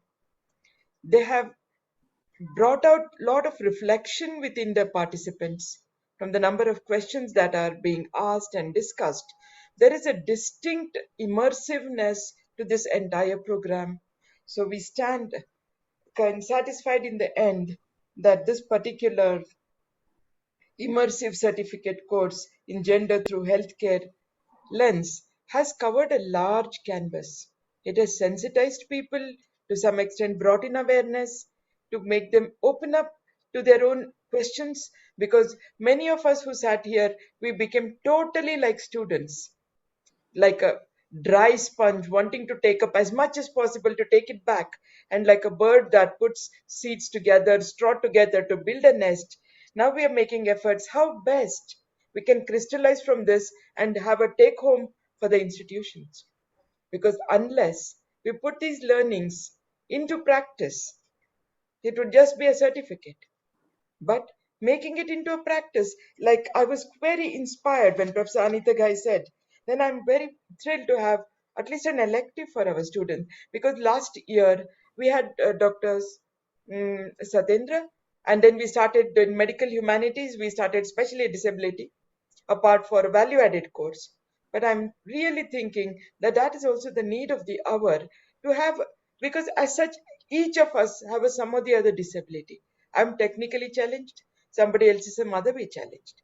While we take pride in saying that this is what we are challenged at the same time, we don't like others pointing it to us. Okay, today you will not sit in the meeting because Veena Vaswani, you are technically challenged. Would I like it? No. But then how come my lived experience is different from others? Why don't I transplant the same experience? So that is why it's worthwhile looking at going back to the personhood theory. As a person, a human person, what is a human person made of? What are the aspirations of the human person? And there is a huge learning in a collaborative, beneficial, mutually enriching, nurturing experience. But are we creating that? Is worthwhile asking. So I think this 3 days workshop has been an eye opener, but also has given us good food for thoughts and a way for forward actions. And let it not be here at this point forgotten, but we shall surely return with many more such actively infusing sessions, whereby we are even able to discuss how fast further we have walked from what we have decided to. So the 11 sessions that were arranged were very wonderful. And we also think that the participants are greatly benefited. So with that, I'll give the floor to Vibhuti ma'am to wrap it up, and then over to IMPRI team. And I should really tell you, the IMPRI team has done such a phenomenal job, because like I said, we falling short of advertising the course. We do not have much of a know-how how to put it pan-India. but so effectively they have done it, and they have got the choicest of the participants who have come with interest. So I should really commend them and say that, okay, we will do it again. And it's been wonderful experience with you, IMPRI. Thank you very much. Thank you so much, ma'am. Over to you, Professor Patel. I think Professor Veena Vaswani has summed up very well about the content, the topics, the areas, and also one more thing, that it's not only pan-India, but there are participants from other countries also in this course. When we started the initial discussion, it was that we need to have an interdisciplinary perspective. So interdisciplinarity has been a major focus of this area, and that's why even the resource persons, they were from various disciplines. They were not only doctors, there were like around 25% of them had medical background, but there were medical social workers, psychiatric social workers, social scientists, and the practitioners who are directly intervening at the grassroots level. They all made the presentations, and I think what I like is about the participants, that from day one they have been so engaged and active. They're continuously either writing in the chat box, asking questions. Q&A sessions were also very good. There are many missing parts also. We have had only 11 sessions, but there are several other, for example, legislations. That is a very big important dimension of the healthcare. Then other thing is that the healthcare management, no, that is then also the globalization of healthcare or elderly care. So all these issues can also come up. We can have when gender-based violence and the response of the healthcare system. So and women's movement has worked in this area for more than 40 years. So I think the next course can be far more comprehensive. And along with these subjects, we can also add 6-7 new subjects, and then we can have a 4-day immersive course. It won't be 3 days, but it can be 4 or 5 days immersive course, or we can have a continuous course, or not online, but also we can have offline course. Thank you so much, ma'am. Now I would like to call upon Dr. Simi Mehta, CEO of IMPRI, to add some words for the concluding session. Dr. Simi, over to you. Yes. Thank you, Sauravi, and thank you, everyone. Thank you, Professor Vibhuti Patel and Dr. Veena Vaswani, for your comments. And I would just share a few words on the online immersive training course that has happened over the last 3 days on 3 consecutive Saturdays. I would just like to express our deepest gratitude to all our experts. This has truly been very, very enriching. And as Veena ma'am has said, we sat here and we were listening as students and completely engrossed in the lectures. So thank you to all our experts who shared their perspectives on gender through a healthcare lens, and especially to Professor Mala Ramanathan, to Ms. Brunel D'Souza, Dr. Padma Deusthali, Ms. Sangeeta Rege, Dr. Ketki Ranade, Dr. Amar Jasani, Dr. Aparna Joshi, Ms. Renu Khanna, and Professor Anita Ghai. So thank you so much. And we are also very thankful to all our participants for your active participation, without which this would not have been possible. And I'm sure and I'm confident that these 3 days have enriched and broadened your perspectives, as it has done to all of us. And also, thank you, Veena ma'am, for that hint of hope that we will be able to collaborate again for next and regular series of activities such as this, as discussed by Professor Vibhuti Patel. So thank you. And with that hope, I hand it back to Dr. Sauravi. I thank you all for having attended this program, and back to you. Thank you so much. Thank you, Dr. Simi. Now let me go ahead with the formal vote of thanks. So as we come to end of our online immersive certificate training course on perspectives on gender through healthcare lens, I, Sauravi Ghimire, researcher at IMPRI, Impact and Policy Research Institute, would like to propose the formal vote of thanks on behalf of Center for Ethics, Yenepoya, and IMPRI Gender Impact Studies Center. For the certificates, we will be sharing a feedback form for you to provide your details for the certificates and obtaining your feedbacks and suggestions. Please mention your name correctly for the purpose of handing out participation certificates. I would like to thank the patron of the program, Farhaad Yenepoya, our course advisor, Professor Vibhuti Patel, our conveners, Professor Veena Vaswani and Dr. Simi Mehta, our eminent expert trainers, Professor Mala Ramanathan, Dr. Padma Bhate Piyasthali, Ms. Sangeeta Regge, Ms. Brunel D'Souza, Dr. Ketki Ranade, Dr. Amar Jasani, Dr. Aparna Joshi, Ms. Renu Khanna, and Professor Anita Ghai. We are so grateful to our distinguished set of experts for presenting us with great insights on the theme of gender through healthcare lens. And we thank all of our participants who have raised pertinent questions and actively involved in this 3-day online training with proactive participation. And finally, I would like to thanks to the organizing team, IMPRI, for conducting the whole session in a smooth manner. We are thankful if you are watching now or later on YouTube. I hope you continue to join in future to our IMPRI Web Policy Talk and Web Policy Learning. Wishing you a very good evening and thank you. Can we have a group photo? Can somebody, they all come on the video so we can have one picture if somebody wishes to come? Yes, ma'am.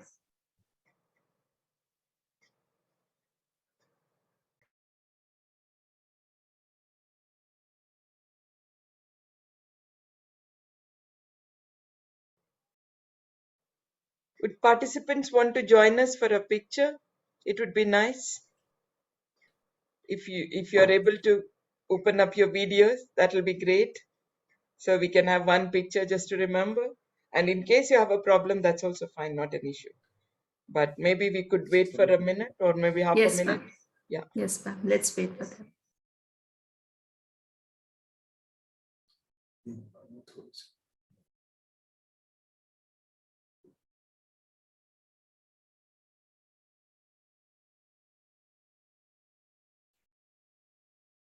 Ma'am, we are giving access to everybody one by one to join.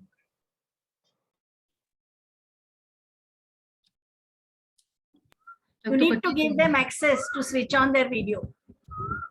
So as soon as the participants are on the panel, I request all of you to please open your cameras. Because only panel members are there. Please turn on your cameras.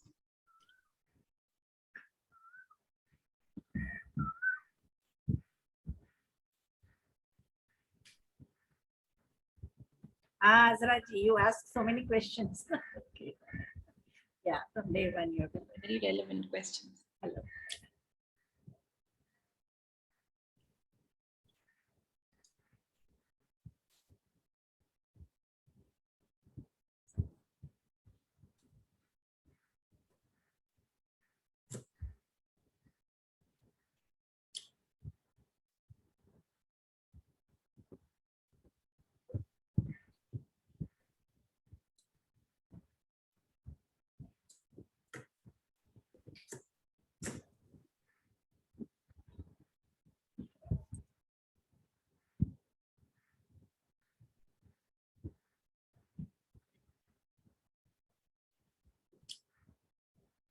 Hello.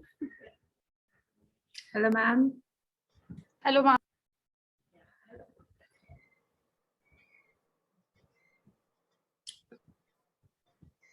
Should we start smiling now?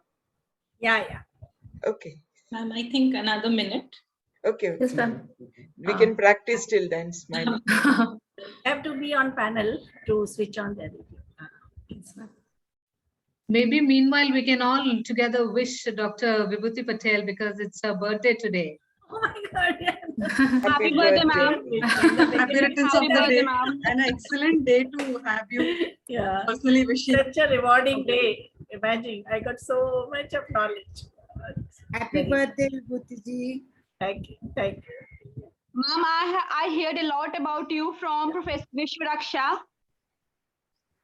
Professor Vishwaraksha, I heard a lot from you. She is my supervisor in my PhD. Okay, okay. Yes, and she is my colleague too when I worked as contractual in Department of Sociology. Now I am working as an assistant professor in degree college. Where? Ma'am, GDC Mar, Jammu. Okay, okay. You are in Jammu. Okay. Yes, ma'am. Yes, ma'am. Kashmir also. Azra, I think Azra is there. Yes, I am from Jammu, ma'am. I heard a lot about you, ma'am. It's nice meeting you, ma'am. Yeah. I think always for every IMPRI program, we get people from Kashmir and Jammu. Yeah. Yes, ma'am. Sure. Ma'am, I think we are ready for the picture. Yeah. All of you, please turn on your cameras. Sana, Aarti, Quinzan. Dr. Arjun has not. Dr. Arjun? He's getting ready. Okay, so Sana and Aarti. Okay, so thank you. Okay. Miss Kunzang.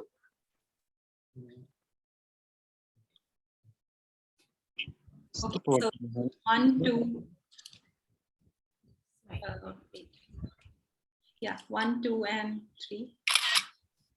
One more, 1, 2, 3. Thank you. It's done. Thank you. Thank you so much. Thank you. Thank you all. Thank you all.